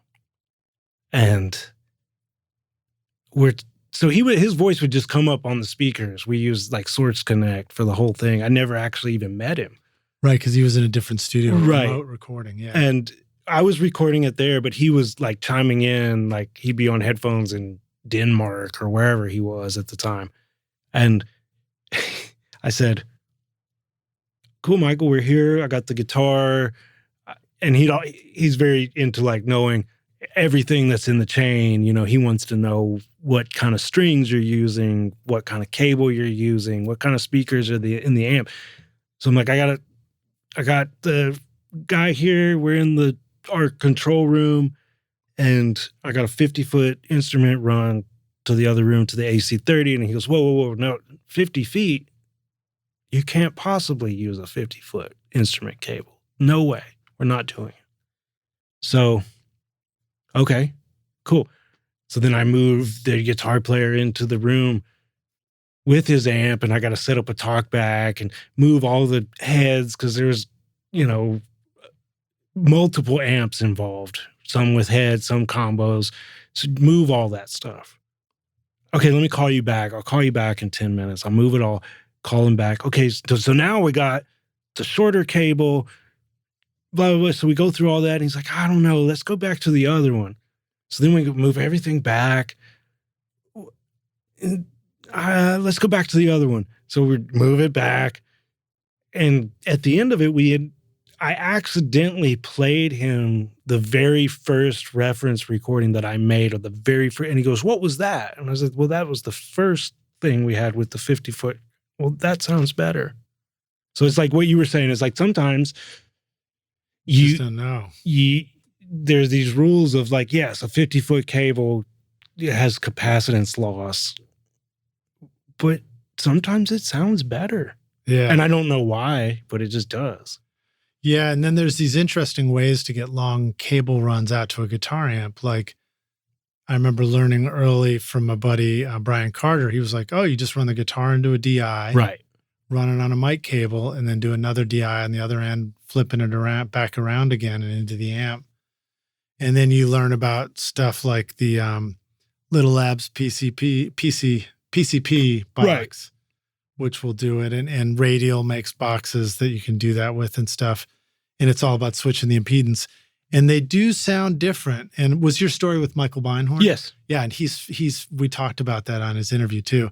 He famously made like these elaborate boxes that they sought out the perfect one-to-one transformers so you could plug in, right, and it wouldn't change the sound as it like went through a switcher out to one of the amps and all this kind of stuff. And you really hear all these things, and you get into a little bit of a mystery world too, where it almost becomes too complex to model it perfectly or calculate it. You just got to try them all and use your ear. Yeah, and it's like, how far down that rabbit hole do you want to go? Yeah. I remember he asked me to test the instrument cables for directionality, and I had no idea what he meant. I was like, I'm pretty sure they go both directions. And he was like, no, flip it around and see what sounds better. And I was like, there's no way that's going to sound different. And I did it. And I was like, it sounds different. Wow. And then how would you judge that it sounded different? You just play something and record a snippet? Because it seems like to flip it around takes too long right, for the ear to just remember. Yeah. And I think I just did it as quickly as I possibly could. And I did register a difference, and then it's like, you just have to make a decision on, and I think that may be subjective. Now, did you test it as a guitar player? Did you play the guitar and test it? Or did you record the guitar player and test it as an engineer? Record and test as an engineer. Because that definitely works, obviously, but sometimes it's tricky. Sometimes, have you noticed that it's easier to have the guitar in your own hands and see what you think? Yeah. I mean, and that changes it too. So there's all these, it's like I said, how far down the rabbit hole do we go? Because at some point we got to record. Right. At some point we got to make the record. Well, I feel like all those are good things to do in setup. So for example, I did a session recently where we were just going to do acoustic and vocals. He was just going to do acoustic versions of the tunes. And, he's this is Chris Chamness, and he's a power hitter on the acoustic, and as how he sings too. So I'm thinking like, we're kind of going for a pinball wizard sort of, powerful acoustic kind of thing. And I spent time with my assistant, Jack Foster came over to help. I like to give shout outs. So shout outs to you guys. And he and I set up a stereo miking thing. We tried out like a variety of amps, and I just banged on the guitar. Right. I mean, a variety of mic preamps. And I banged out on the guitar, and then we recorded and went listen to them and picked one. And And it really made a difference. And there's no way I could have done that with the artist. I would have destroyed the session if I, made him go through those hoops. And what I'll do a lot of times is if I have a session the next day, I'll go down there and I'll set up all the drum mics and I'll go hit the drums and come in and listen and go, well, I probably need to move that mic, and I'll go move it. I'll play a little. It takes forever, but it's like if I don't have an assistant with me, that's what I got, and I'll spend hours doing that. But by the time the drummer comes in, all that work has been done. And it always pays off, doesn't it? It does. Always like it's worth doing because the session goes better. It does. And a lot of times, it's like 9 o'clock. I don't want to do that. But I always talk myself into it. It's like, okay, just do it for a minute. And then a minute, you lose because you start having fun doing it by yourself. And then you lose that track of time. And then it's done. And when you come in and you start pulling the faders up, when the actual person's playing, you're like, oh, yeah, it already is in the ballpark of what I want. It's fun when you do a record like that and it just sounds great. And the artist's like, yeah, it sounds great. Let's go. Yeah. Yeah. Rolling. There's none of that. Hang on. And it also eliminates because inevitably when you patch up a whole session and something's not going to work, like this mic pre is for whatever reason crapping out today, or this EQ is cutting the signal. And you don't want to have that happening while the guys out there play, like hit the kick drum, doof, doof, hang on. Oh, give me a second. Hit the kick drum again. Doof, doof, hang on. And you're in there like, I can't get the second bass drum mic to work. And, if you got all that done, then it just makes the next day better. And then the guy thinks you're amazing because he's like, oh, wow, that guy just went in there for like 5 minutes and my drums sound awesome. Yeah. Yeah. It is good. Because actually that reminds me of like this idea of who you're trying to impress or who you're catering to. Right. It's a good reminder. We obviously we want to impress the artist or the client, but a lot of times there's great value in impressing the musicians that are on the session, because guess who's going to recommend the studio and the engineer to a future session? Exactly. I've had drummers, Dave Gerke, a great drummer here in town. I got to give him thanks for recommending me to Will Kimbrough back in the day, who now plays guitar for Emmylou Harris, because Dave liked how I made his drums sound on a session. So I got the suggestion for the next session. And then I, found myself in a place where I was like, you know what, I'm going to be bold and I'm going to ask Will if I can produce this record with him. Right. And he said yes. So then I got a chance to do a record I was really proud of, That's awesome. And so it's good to think of who you're going to impress on all this stuff, And then on the other side of that, there's days where you're not going to impress anybody. and I think, it's learning to be okay. You're not going to please everybody. Yeah. And we work in this subjective thing where what I like may not be what you like. And it just happens. And I think it's important not to beat yourself up over, well, that guy didn't like my stuff. And now I'm going to go home and cry because he didn't like the way I made the hi-hat sound. And, well, the flip side of that, too, is that you're going to have those sessions where everybody loved what you did, but you don't like what you did, and you're going to make yourself cry when That's you go the home. Story of my life. I'm so self-critical of everything that's plagued me my whole life. Yeah, I think that's an important skill because it's just the artist in us. If we weren't self-critical, we wouldn't try and keep improving on the next session. Right, and I think that's what keeps. It's like, okay, well, this time I really like this, but that was not good at all. So on the next week, it keeps you like, okay, I'm going to change something up on the next time. Yeah. But I think if you get complacent, you're like, oh, I just love everything I do. You're not really trying to change anything. I don't know.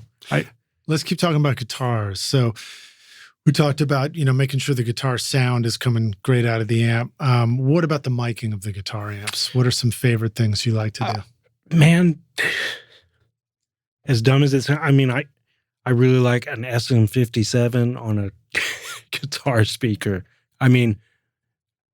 As simple as that is, it always sounds like a guitar to me. I'd like to if I'm miking a 412 cabinet, I might put 4 mics, like a mic on each speaker, so I can, what's working? Is this one working? Is that one working? If it sounds weird, I'll go move it, Do you find it's useful to have those mics live together as part of the final recording, or do you find that there's a benefit to just using a single mic rather than a blend of mics?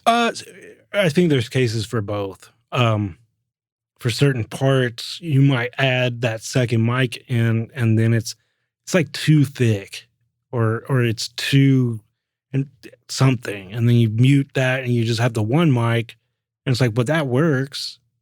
So I think it's a case by case thing. I think for big main guitars, I like to blend a couple mics because, I like the sound of the high end of this one, and I like the low end that this one is adding when I creep it in there. And I like the character of this one just a little bit. And I like to do that kind of fast. Yeah. And not think about it too much. So I used to have my MCI console in there, and one of the things I used the mix bus for was guitar stuff, where I'd put up a handful of mics out there and bring them up on faders, and you can readjust them quick, right? Mute them, go with different combos, and it was amazing how quickly you could come up with something that way that was hard to do if you kept them all separated in Pro Tools. Do you like to do those blends with the console? Do you find a console is really useful in that situation, or can you still do it in Pro Tools? I prefer to do it on the console. If for some reason I don't trust the buses on the console, then I'll print them separately, just out of my like, you know what I mean? If you're working somewhere that you never worked before, and you may notice some weird thing, like when I put it up this bus, there's something not right about this right, bus. So you're afraid you might be getting a blend you like, but you're afraid the final version of that blend is something's getting lost through the bus. But while you're listening, you're probably just listening to the one track in Pro Tools. Correct. That the bus is going to. Correct. Yeah, that I've dealt with that with mixers too. And so, I even have like a little sound workshop console that I use when I'm recording guys like in non-studio environments, that I've determined the buses sound decent enough where I'm comfortable busing a couple guitar mics to a single track. And I think it's really easy to do it that way, because you can solo or mute one and then just blend it in, and really quickly, that's the sound I like. Let's go with that. Yeah. I mean, the value of having the faders right there is really cool, because you don't think about it. You just adjust a little bit until it's good. And sometimes even, like you turn both faders, it's the same blend, but you just turn them down a little bit and it sounds better. Sometimes you just jack them up, it sounds better. Sometimes you just push them all the way up. Right. And, I did a lot of that where that blend was mono as it came out of the console, and it went through like an 1176, and that got printed. Do you find that compression is helpful in that realm too? Or do you, because that's another part of the guitar question I have for you, because these guitars are so heavy. Right. Are they already limited just because of the sound itself? Yeah, I think like most of the time when I like to record heavy, like big modern high gain stuff, I don't use a lot of compression or any at all on the guitars. Even in the mix stage, I won't put it on there because I don't feel like it needs it. Sometimes I'll use a compressor just for a tonal thing. Like it might not even be doing any gain reduction, but it's adding some sort of character, like an 1176 or a LA2A or something like that. Yeah, they really do have different tones. 1176 has got a little bit of a mid-range. Yeah, that just brings exactly. the sound forward. What about compressors with transformers? Does that sometimes do a good thing? Yeah, like I think like an LA2A or something, it has just a different, but I don't always have that kind of stuff available to me. So it's like, and again, with those things, you just try it and you just plug it in. How's this sound good? Does that sound good? Right. Oh, that sounds better. Let's do that. Right. And I don't like to spend too much time questioning, does it sound good? Because if the artist is there, it's like, well, let's go. It sounds good. Let's go. Right. Yeah. And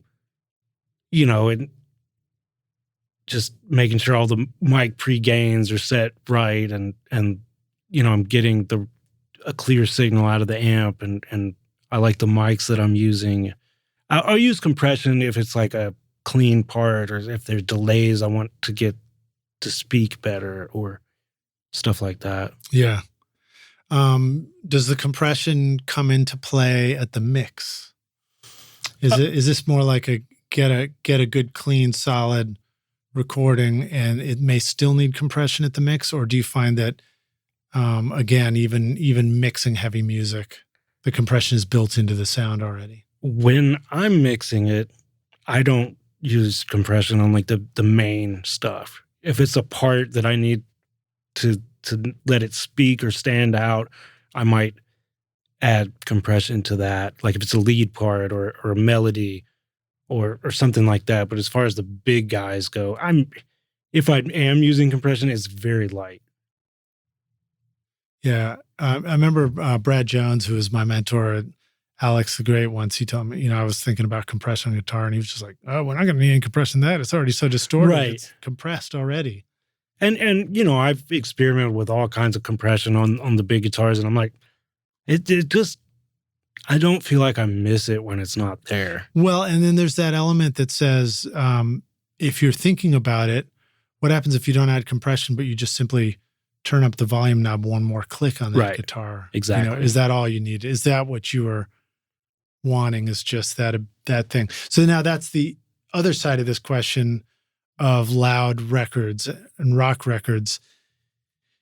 Talk about the zone that this record lives in as the listener experience. So, and sounds like a loaded question, because it is. Some records are meant to be cranked up when you listen to them. Right. Would you agree? Yes. And so talk about that. Like how do you think about that? How does that affect some decisions you make about, things like low end and high end on a record even? Oh, well, for me, I want to be able to crank it loud and it not hurt. Right. So that is going to require some sorting out of the high end, the cymbals, the high end on the guitar, the vocal. I mean, and it's all case by case. It's like, I'm going to have to go in there and deal with that. If I'm mixing it, I'm going to have to deal with that, because I want to hear all of it, but I don't want it to hurt me when I crank my stereo. Right. And so what's implied in that statement is the idea that it doesn't hurt at a lower volume. Correct. Right? And so where it can kind of bite you in the ass is the fact that you might not notice it. Yeah, I mean, I won't notice it. Right. In fact, I might even think it sounds cool at the low volume. Right. And for me, it's all about like, I still go to my car every couple hours with what I'm working on and just drive around, because that's how I listen to records, is drive around in my car with it cranked. Yeah. And do you use any particular tools for playing that in your car, or do you just sort of bounce an MP3 or a wave and then? I have a system that I use I'll upload it to my Dropbox, and then I'll download it to the phone, because for some reason the playing out of Dropbox it doesn't sound right to me. But if I save it to the phone and then play it back, it sounds more like what I thought it should sound like. Yeah, Dropbox is notorious for. And I thought I was crazy for the longest time. I'd hear these things and I'd go back in and I'd chase them. And I'd be like, I just don't hear it in here. Is there something wrong with my speakers? Is there something wrong with my ears? Is there something wrong with... But I would hear these sounds, like sometimes there would be like these little pops. And I'd be like, where is that coming from? I'd go look for an edit. And I was like, there's no edits there. I've been over it 1,000 times. And then I saved it to the phone. I was like, I don't want to play it back on a different playback. And it wasn't there. Yeah. And I'm like, oh, okay. And I talked to somebody else who had the same experience. And I was like, okay, so there is an issue with playing it out of Dropbox. Have you explored stuff like Samply? I haven't, but I've heard of it. Yeah. So it's handy because it'll stream it at the high quality for you, so that it doesn't get that Dropbox screw up. That's probably what, because, saving it to the, it's this extra step, and it's like, oh, I got to save it to the phone and then do this. But that's how that's become my process. And things will reveal themselves, and I'll try to deal with them. It's hard to get things loud and clear and not hurt, but because you still want it to be bright and you still want it to be, and then you still have to think about, somebody's going to master it and what's that going to do to it. And what's funny about that too is that it's hard for me to make the same decision in the control room that I'm making in the car. I'm glad I'm not the only one. Yeah, it's like, and even I've got incredible speakers, but I think there's a quality to cranking it in the real world, which is like the car. It's really the car. I didn't even have another place that I crank music anymore. Used to be a jam box, maybe. Right. But in the car, and I think that the car system, buckles under pressure in a certain way or something that maybe reveals harshness too. And that's your things. And sometimes in the studio system's too good, and it won't buckle under pressure. And so you might not think it's causing issues. It's interesting that you say that, because I've noticed that too. And I'm always like, I don't know why. It just is. Yeah.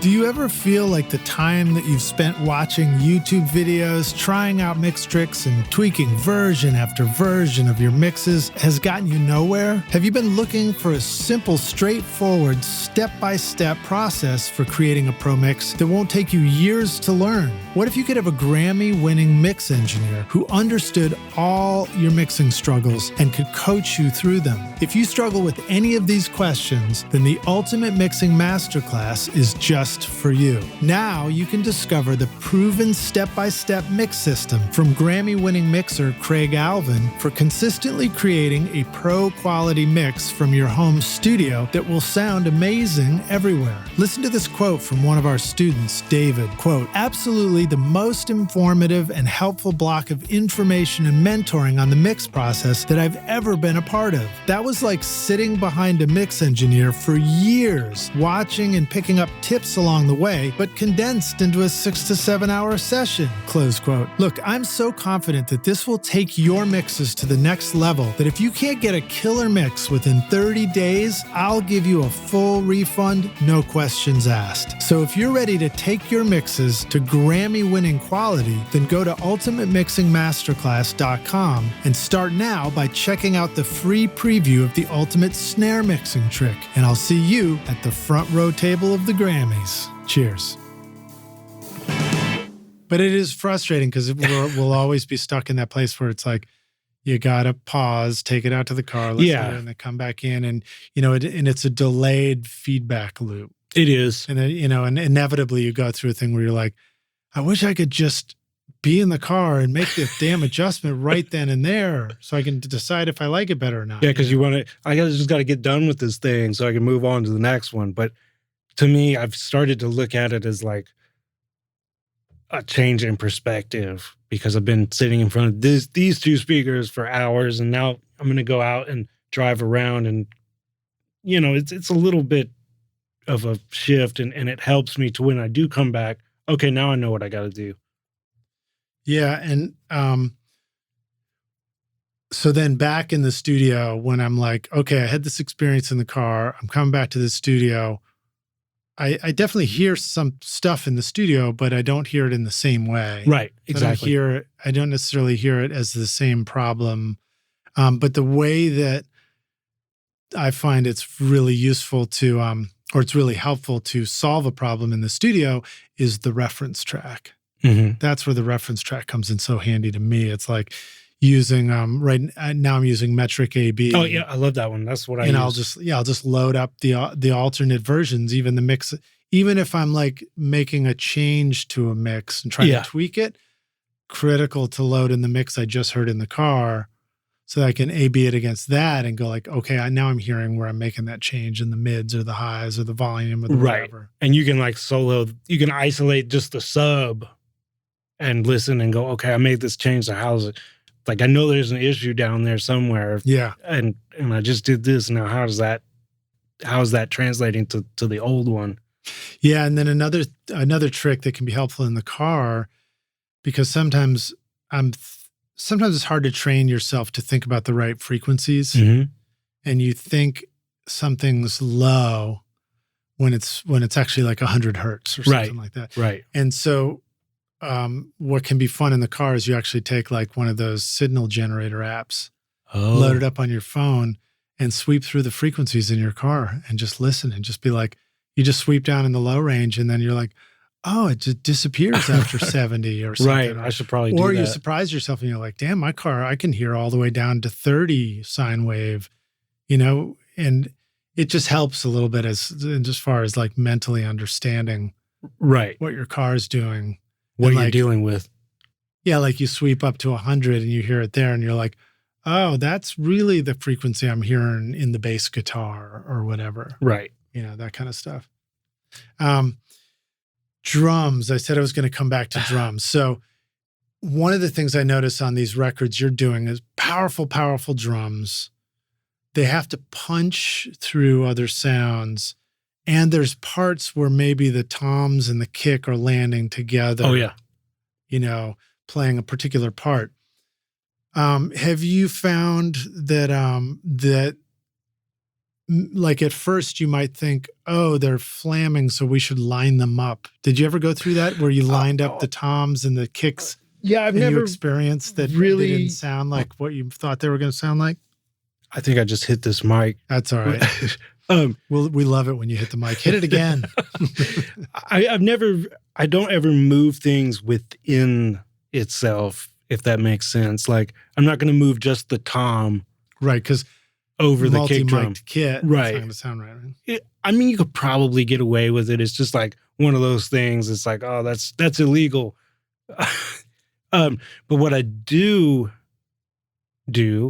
is, let's say if it's like kick and snare hitting together and there's one or two that are really wide, I'll find one that's right on and I'll paste that. Right. So like if it's a 4 on the floor kick part and the snare's landing. Yeah. Well, so let's just throw it out there, man. Where's the most likely place that the kick and the snare are going to flam in a rock record that it's screwing things up and you need to go find a replacement? This is a trick question, but I'm curious if the first thing comes to mind for you too. Well, it's like anytime that 4 on the floor is hidden in the chorus and sometimes you don't hear it until the vocals after the vocals added and you're just listening and then you hear one that you don't, sometimes I won't register it as a flam. I just know that hit doesn't sound right. Yeah. And then it's like, okay, well, where else are they hitting it? But then you got to think about all the cymbal bleed. So you have to find one that's hit in the same relationship as that crash cymbal was hit the beat before. So you got to find one that has a crash cymbal the beat before. So you have that same background information. So it sounds like they played it that way. So it doesn't sound like you pasted something. Yeah, because when you paste the wrong one and you learn the hard way that like, oh, the cymbals just went yeah, exactly. Right there, Exactly. And then just to make you feel even better about all this hard work you're doing, this is before they replace all the drums with triggers anyway. Right. With samples in the mix. Well, so the place that it always hit me is in the drum fills. Oh yeah. Drum fill, like, the beat, the verse beat is going along and a lot of times the kicks and the snares don't land at the same time. But then along comes the fill going into the chorus. And now there's this loose ass sloppy kick landing right in, like, what's it doing right there, Yeah. And sometimes there's nothing you can do because you love the fill or whoever loved that fill. And that's the only time they played that fill and you make the best of it. Yeah. Yeah. And some of these things that we worry about that it's like, I hear it every time. And then nobody ever hears it. Yeah. It's just a great song. Well, so part of my question that was a little loaded was the times where we layered toms on top of each other, overdubs. Oh, yeah. We were like, and I tried lining them all up. And then I was like, why does this not sound bigger? Right. And then you learn that there's power in sounds that are sort of flammed out a little bit. Yep. Exactly. Yeah, I've went through that exact same thing. It's like, oh yeah, we did all these tom overdub. Now we're gonna line them up tight to the drums, and what happened? It just sounds like a big one tom going like boom that you need to EQ like crazy. Exactly, and then you figure out, oh, they're supposed to be flamming. That's what makes it sound cooler. And now that I'm saying it out loud, I realize that part of the reason why that's what makes it sound better is because loudness is a combination of things. It's actual volume of something, it's harmonic overtones of something, and it's sound over time. Right. So sound over time means that, if you have a kaboom happening of a bunch, 4 drum hits, when they're flamming, it's actually a longer amount of time that you're hearing the attacks of those sounds happening. Yeah. So it kind of makes sense that would sound more powerful than if they all land simultaneously. Yeah, and your initial thought is they got to hit together, and that's going to be huge. And right. And then it's not. It's one of those like fascinating. It's weird fascinating stuff that you have to like, and you kind of have to go through all the hard ass work. And I mean, drum editing, for me to go through the drums and tighten them all up and edit them and get all the fills right, on a record with a band like the Living Things back in the day. Before we could start adding the guitars, I mean, that was like an 8-hour day of just the drums on the one song. Yeah. Just to get them to the point of being ready to. It's a process. Record on top of. If I'm going to edit a track of drums, I've gotten it down to about, I can get most songs done in like 2 hours. But that's everything. Yeah. Some songs, like if it's that's going to take longer. So Beat Detective is your friend? No, I don't use beat. I just do everything by hand. Oh, so you just move individual things, or you look for a bar? Yeah. Yeah. How do you do it? So if you're doing it by hand, let's talk about that. So you're chopping up. Where are some of the chops going? Sometimes at every beat. So the kick that's digga digga digga digga. It's like each of those duh. Yeah, and then the guh. It's just like how tight if it's like a super precise record, sometimes you got to make that super precise. And right, but then are you moving each of those hits by hand right to the grid? Yeah. Or do you sometimes like fudge it close and go like, I'm going to leave these loose? What's a good way to think about that? Well, for me, it's just a lot of listening, because like I'll finish a section and then go back and listen and go, okay, well you can't do that because now the hi-hat's a little squirrely. Right. So it's that's why I don't use Beat Detective, because I don't want a computer to tell me, well, this is where it goes and this is where this goes. And because you hear that, Rockstars? This is one guy who's not afraid of AI. Fuck AI. So, it's like, what is he playing? And that's kind of going to determine how I edit. Like if it's a shuffle, I'm probably not going to really edit that, because to me, that's where a lot of the personality of the drummer is coming out. And if you start messing with those in-between beats, it really kind of kills the thing that he had going on. All right. So the other part that makes this question and answer tough is, so now you're in the same way that you learn you're not supposed to mix the drums in solo. You're not supposed to mix the perfect snare and then add it into the rest. Yeah. Why doesn't it sound right? When you're editing drums, to a certain extent, you're editing in solo. Yeah. Because now we've sort of muted everything else. And if we unmuted it, it wouldn't sound right anyway because it's not in the pocket. Right. With these edited drums. So what are some ways that you make the right decisions about those drums? You just sort of trust your gut? Yeah. Okay. And then do you find that like later, like you just like verse 1 just sounds better than verse 2. So let's just copy and paste. Let's just make verse 2 the same as verse 1 for these drums. Sometimes that happens, or sometimes I'll get to verse 2 and realize, oh, this is the way I should have done it. And then I'll go back to verse 1 and fix that. Yeah. It's a process. It's like, it's not a mindless process. Whereas you forget, like sometimes it's like, I just go through these motions and I hit this button, slide this here, slide. But you really got to pay attention to what's happening there, because you don't want to destroy it. And, And also you don't want to waste a bunch of time. Yeah. So you got to mentally sort of have to stay musically engaged. Like you're in performance mode the whole time. Kind of. Yourself. Yeah. Because how do you stay in that mode? How do you stay in the not distracted mode? Do you catch yourself zoning out and then, you give yourself the break right then or something? Man, I'm bad about taking breaks. I like to wear headphones when I do it because it shuts everything out. I don't like to hear like people talking or somebody walking behind me because that'll disrupt my whole thing. So if I'm in like edit mode, I'm in headphones. It's interesting. Do you find that the headphones also let you listen deeper into the track and hear stuff that like it's easier to hear that you're screwing the shuffle up or something? Maybe. It's just, it came about as out of necessity because I'd be in an edit room that didn't have speakers and okay, I'm wearing headphones. And then now I feel like I'm doing something wrong if I don't have my headphones on. Yeah, it's like, I'm so comfortable with that. Even I was at another studio and somebody had these really nice open back headphones and they were showing them to me and they were like, yeah. And I was editing for them and they came in, I was wearing my headphones and they go, well, you didn't like my headphones? I was like, no, I just feel comfortable with these. These are the ones I always have. How loud do you have your headphones? Man, too loud. Too loud. It dawned on me that I listened to them too loud because, the headphones will just wear your ears out quick. And the way I discovered that is I'll be in there editing and you don't realize how loud it's getting over time. Like I'll start with it low and then, oh yeah, these drums sound great. Right. I'm gonna click it up a little. Now they sound even better.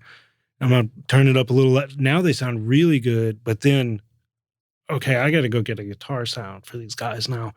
And I walk out and I hear the speaker and it sounds weird to me. And it's like, oh, because I've been hammering my ears with these closed back headphones. And so I'm kind of conscious of keeping things way lower now because if you're working a 14-hour day and you just wore your ears out an hour or two, then it's going to be a long, painful day. Yeah, that's one of the things I think about. So there are times where I need to go out and listen to the guitar amp. Right. And I learned this one from Bill Skibby, who need to get you on the show, at Key Club Recording. He had earmuffs, like the gun range earmuffs, hanging by the door as you walked into the live room. And I was like, oh, that's brilliant. So I started getting those for the studio. And it's like, I got a bunch of pairs, and I tell my interns, I'm like, I need you out there, but grab the gun muffs, you know. It's important. And that's one of the things when I first started working with Nick is he had those gun muffs everywhere. And it's like, what do I have these for? It's like, oh yeah, when I need to go out and move a mic, put these on. Yeah. And, sometimes you forget and it is not a good thing when you forget. And even if you tell the guitar player, hey man, I'm going to go move this mic. I forgot my things. Can you just not play for a second? They're going to play. They're going to play one note. As soon as you put your head next to the amp, they're going to play it. And it's like, the nice thing about wearing the earmuffs is you can lean right in and adjust the snare mic and they don't have to stop. It doesn't bother you. It's okay. I mean, I wouldn't do it all day long, but but the drummer is.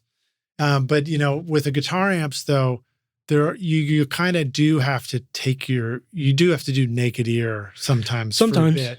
And I think it's really smart to remember that it's okay to do that. I mean, I'm not doing 110 decibels, 120 decibels of guitar. Right. Some amps might be that loud, but you can do really loud in brief bits if you're careful and smart about it. And so allowing yourself, recognizing that you get this brief moment to make a choice on it and make a decision, and then stop, cover your ears up. Don't stay in that zone.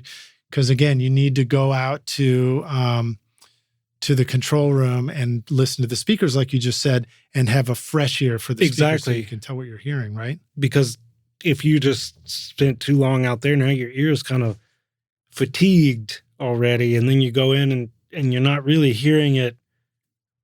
It just sounds bizarre because it's like, what? That's it? Yeah. Yeah, that's a good way to put it. It's we think about everything so technically sometimes, but like the technicality of why it sounds different to you and why you can't judge it is irrelevant. The relevant thing is you just don't know what the hell you think right now. Exactly. And it took me a while to realize what was happening. And early on I'd be like, oh yeah, we just twist these knobs till it sounds good. and you're compensating for something that's not really happening. It's just happening because you overexposed your ears for a minute. Right. So much of what we do in the studio is just we're making moves until we hit a point of confidence. And the reason why we have confidence is because we grew up listening to music. Mm-hmm. So we're confident. It's that whole like Ira Glass quote about like you start out with an advanced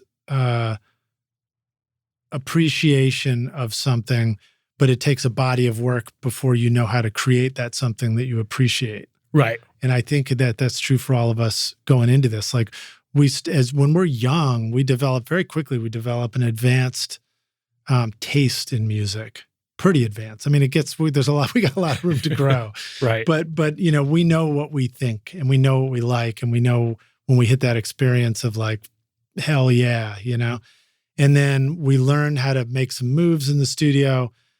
And when we make those moves, we're just trying to hit that point of hell yeah. And as soon as you hit hell yeah, hopefully if you're smart, you stop fucking with it. Right. And I've learned that, my kind of marker for that is when the producer says, oh, sounds great, man. That's my cue to stop. Yeah, me too. Because if I don't stop, I will tweak all day long. And by the end of the day, it's like, well, why didn't it sound as good as it sounded at the beginning of the day? Right. And here's the part of that question. When the producer says it sounds great, did it sound great to you as the engineer? Probably.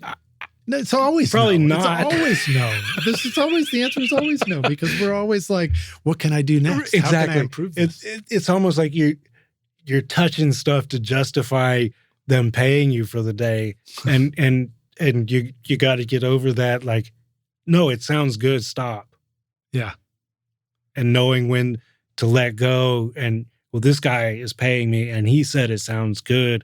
And I gotta sort of trust that because I'm so far in it at this point. I'm zoned in on like, the hi-hat or this crash cymbal hit that sounded weird. And it's like the forest for the trees kind of thing. Yeah.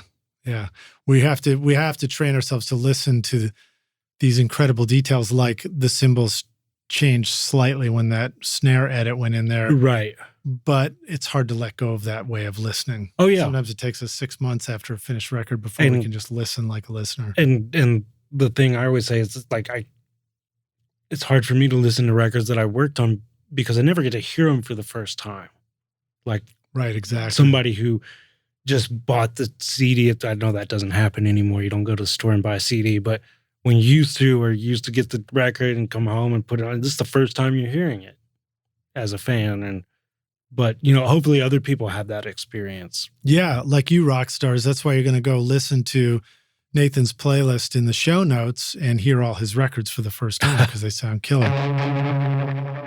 This podcast is proud to present Recording Studio Rockstars Academy. Are you ready to take your recording, mixing, and mastering to the next level and make your best record ever? Then visit the Academy to find the course that's right for you. Want to record killer drums in your home studio? Then check out Rockstars of Drums to learn how to record, edit, and mix pro-sounding drums with a professional Nashville session drummer in a Grammy-winning studio. Or if you're ready to start mastering your own records at home, then check out Rockstars of Mastering, where I walk you through exactly how I master my own records using nothing but plugins. Plus, I take you into a world-class mastering studio, Sterling Sound, to meet with Ryan Smith and hear how he professionally mastered my record, Skadoosh, for release to streaming platforms. That's the music you hear on this podcast, Rockstars. And if mixing is your focus, then check out my free mixing course, Mix Master Bundle, where I show you how to mix using stock and free plugins in Pro Tools. Plus, you get a look at how I recorded everything in my studio and multi-track downloads for you to practice mixing and even upload to your website if you want. Are you ready to make your best record ever? Then go to recordingstudiorockstars.com/academy to get started now.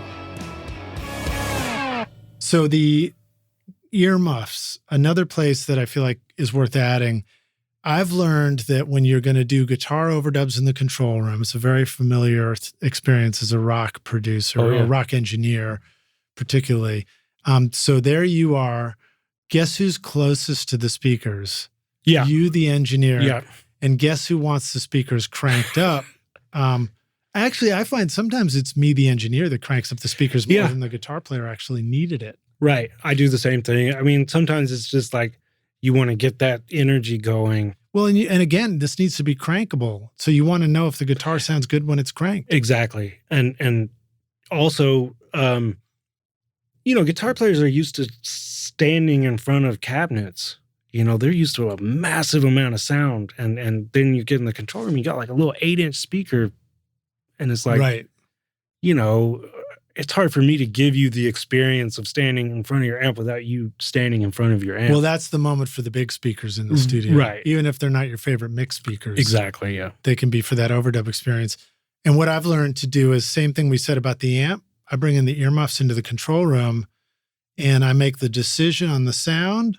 And then I realized I was like, why am I subjecting my ears to this volume now that we're just doing takes? We're just listening for, was it in tune? Was it in time? Right. There's nothing else I'm not going to do any more tweaks. Right. So bam, put on the earmuffs and block everything out so that you can survive that onslaught of sound. Another strategy that really helps me is I'll do a laptop and screen share the main computer. So now I can step away and go to the back of the control room. Nice. So that I'm like not getting pummeled. Yeah, I'm learning things from you. Yeah, so maybe that's why we talk about that stuff. It's fun, Because there's those days where you're up there in the guitars and bass, and it's just like, at the end of the day, I mean, your ears are ringing, and bass is tough because you almost kind of have to listen because you're listening for, you're making sure that it's got all that huge bassness. That and the tuning, and it's so low, it's like you're really concentrating really hard on, okay, is it in tune? Yeah.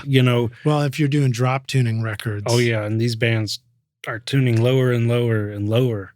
So now do you guys use the Evertune bridges? Is that a common thing in your world too? It's becoming more common. And we first got introduced to those when we were working on a record for the band Rise Against. They had them and they had been touring with them. And me and Nick kind of looked at them like, what's this? Yeah, stuff? it's kind of like, I'm not messing with that. It's going to change the tone of the guitar. But it didn't. And I think like, it's like a week into guitars and we kind of looked at each other and we had the realization that we haven't spent any time tuning. And you know that whole thing where there's days where you're tuning all day. Yeah, long. The strobe tuner is sitting on the console and it's shedding a tear. It hasn't been used. And we just realized it. So Nick he got a couple of his guitars outfitted with Evertunes, and so we use them all the time. It's like when I'm working with him, it's like if there's a part that's tricky and we're having a problem with tuning, like there's a Les Paul with an Evertune, there's this guitar with an Evertune, there's that guitar with an Evertune. So my understanding of them is it's a bridge modification and you tune the note, you tune the string, and what it does is it somehow compensates the tension of the string to make sure that string always has the same tension. Or right, something like and that. I'm not... Like if you try and bend the note, it adjusts to keep the string in tune. Correct. And I'm not I don't know all the details about it because usually there's a guitar tech that knows it and he's like, oh yeah, I've set this up. But there's a system of pulleys in there that keep it in this sort of zone. There's like 3 zones. There's one that you can't bend it. And there's one that you can't. You can put it in a mode where you can bend it. Oh, so you could Evertune a guitar and then you're like, yeah, but I want to play blues on today. And I don't care about the tuning and will it actually let certain strings bend? Yes. The so other you ones can, stay? Amazing. You can let the top 3 strings bend and the bottom 3 strings stay. So like if you're doing a lot of chord work, but then you're doing a couple little like licks that you want to bend. So you can set it up for that. And is it a major modification to the guitar? It is. Yeah. Okay. All right. I think they have to cut like a big piece out. So you probably dedicate a guitar to this as opposed to just saying, and probably not like a 59 Les Paul. Right. You wouldn't want to do that. Right. But I wouldn't put like your most prized guitar up for that. But well, it's amazing in my experience, without even doing much of the drop tuning stuff. I was amazed at how quickly tuning becomes an integral part of what the sound is you're creating when you're, I'm not going to say a problem or an issue. I'm just going to say it's like, it's as important as it gets when you're layering guitars, because if they're not, and it's hard to even explain like why this is in tune versus isn't. It's like, it's just power chords are so freaking hard to get in tune. And then like the tuner says it's fine. But your ears tells you it's not. I've had that debate with so many guitar players. It's like, I hear it and I'm like, man, I think your third string, like, can you just check that for me? And they're like, it's fine. Why is there a third string in a power chord anyway? and they'll check it and I'm like, well, fret on that string. And it'll be like a couple cents sharp. And it's like, I can hear that. Well, and then there's the thing where so rock stars, if you're not familiar with a power chord, it's just the root and the fifth. Right. Most of us probably are. But you can check that on the tuner. You could play it by yourself, You're like, even to your ear, you're like, they're in tune, they're in tune. And then you go do eighths and you're downstroke eighths and you're like, it's not in tune. Yep. So there's like even this instant moment of the attack of the note. And like, sometimes you have to adjust the tuning. Exactly. So that just that power eighth part sounds in tune through a section. Exactly. And then the bridge comes and they're long notes and now you got to go back to the other way it was. Right. And it's like, you learn this stuff just of doing so many overdub sessions and it's crazy. And it's like some guitars do it effortlessly. Some don't do it. Sometimes it's just the distortion you're getting out of the amp that's never going to let this guitar sound in tune. Right. There's always that one interval that's never going to be quite. It's one of those things that if you never thought about it and you never noticed tuning, it's not going to bother you. But once you hear it and you notice it, then that's all you hear whenever it happens. So that's out of tune. That's out of tune. That's out of tune. And there's a great expression that so we use the 12-tone scale. The typical version of that is called equal tempered tuning, which is each note is the same distance from the next note. It's like an even division across the octave. And the great expression is everything is equally out of tune. Right. And when you start thinking about it like that, you realize. And when we tune by ear, we actually don't tune in equal tempered. We start hearing perfect fourths and perfect fifths. And I think that's what plays into doing heavy, heavy records. Not even as heavy as yours, just rock stuff with power chords. Because you've got like your ear is tuning into like, okay, we want that fifth to sound really perfect. And it sounds better to my ear in this moment. Right. But then like some distortions bring out the thirds and those overtones and they start sounding wacky. Exactly. And I've got a little amp called a True Tone down. There's this tiny little amp and you play a power chord into it and you hear like a major third. Huh. And I'm like, holy shit, this one amp just like brings out the major third overtone. And it's trippy. And then sometimes it's like, well, this time you played the chord, it sounded great. So I'm just going to take that time. Yeah, just copy paste. Put it over, not tell anybody. Because, sometimes you don't want to beat the guy or girl who's playing up. You beat them up as much as you can, but they're going to get worn out when you keep stopping. Hey, check your tuning, check your tuning, check your tuning, check your tuning. Now, do you punch in a lot with players like that, or is it a lot of takes and comping? It just depends on the artist, I think. I've done people that want to do the whole song, or sometimes we'll do the whole song and then I'll make mental notes of okay, I need to go back and get that first verse, or I need to get that first chorus, or maybe we'll focus in on the verse or the chorus, or let's get all the big parts, and then we need a different sound for the verse. So let's go back. We'll get that later. Yeah, and then if it's a band like Code Orange, you've also got the parts that go. I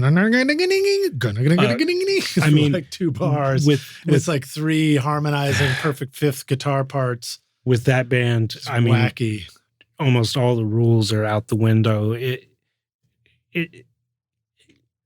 Reba is phenomenal at getting those sounds. And sometimes it's just sitting there and recording just sound, this sound, that sound, this sound. And then you sort of give it to them and then they arrange it in a way that's the whole dubstep analogy to me. I think that they're like right. kind of, you know, and then thing coming out of a guitar. If you're not familiar with how they're going to do it, you're like, it's really confusing because you're like, what are we doing? Right. But then when you know, well, I know I'm just capturing this stuff and then they're going to make something really great out of it. Yeah. And when you hear it, you're just like, oh my God, how did... Now, do you ever have any bands that actually take the guitar sounds and they go into samplers and play back from a sampler? Or is it almost always, we're just going to edit and place sounds and parts and stuff? I think these days it's more editing and placing because it's so easy with software. It's just right there. And everybody has their own rigs now. Everybody has this with Logic or this with Ableton or I got Pro Tools. And so sometimes you just give it to them because they know what they want to do. Yeah. Dude, we've been going a good long clip, man. We're in the overtime zone. So we didn't even talk about vocals, but just before we go, if the rock stars need to get one vocal mic to do heavy records, SM7. There you go. I knew it. I knew it was going to be the SM7. And pretty much also, if you're not in a big room, great room, the SM7 is going to be your friend because it's not going to pick up all. Block out. Yeah, it just. What works. about the that thing? What's that? Probably the same thing. And SM7. Is it just like, is that like just a technique? What do you guys even call that? The low growl? I don't even know what they call it, but that and put some distortion on it. Distortion is part of that. That's your friend on vocals for that stuff. I'll just I don't even have a favorite one. It just depends on the person and the way they're doing it. It's like you might go through 3 of them and be like, that's the one, that's the one. And singers that are doing these heavy vocals, is it, do you have a nice proper mic stand and are they singing with their hands perfectly positioned? And, it's all over like they're in a wedding party all over the map. Or are they just holding it in their hand and just yelling into it? I've done it every way, whatever they want to do, I usually will not use it. Sometimes on guys that are singing and doing that, we'll use a nicer mic for the singing. And then, I've got the other mic. Okay, now scream into that one as loud as you can. And, don't have to worry about the capsule collapsing and all that. And what we would call scream vocals, are they always actually loud in the room? Or are they sometimes quiet and it's just the way, like, are these growls quieter than you think ever? For most of the stuff that I've worked on, they're usually generally loud, but there are some guys that will do them real quiet and then you just crank it up with the effects. Yeah. It's cool stuff. All right. Well, so I'm going to ask you this next question. This is typically our closing question. Oh, yes. And we're going to take the Wayback Studio machine. Right. And you get to go back in time and find young Nathan, who's, I don't know, maybe you're recording into your 4-track thinking, this is pretty cool. That'd be fun to do. Were you Why into can't it rock do stereo? then? Were you doing like distorted guitars into your 4-track? I don't even remember what I was doing. You were like, I just want to play steel drum into my 4-track. I don't even think I knew what that was back then. Right. And then so you go back and find yourself at that young age and you say, listen, buddy, you may not have a motorcycle mustache and long hair like I do right now, but one day you will. And here's some advice for you. Here's the single most important thing you need to know to be a rock star of the studio yourself one day. What advice would you give yourself? Oh, I think I would just tell myself to relax and that it's going to be okay. That seems like it worked, man. You seem pretty relaxed. I seem like it, but inside it's a whole different it's a story. Shit show.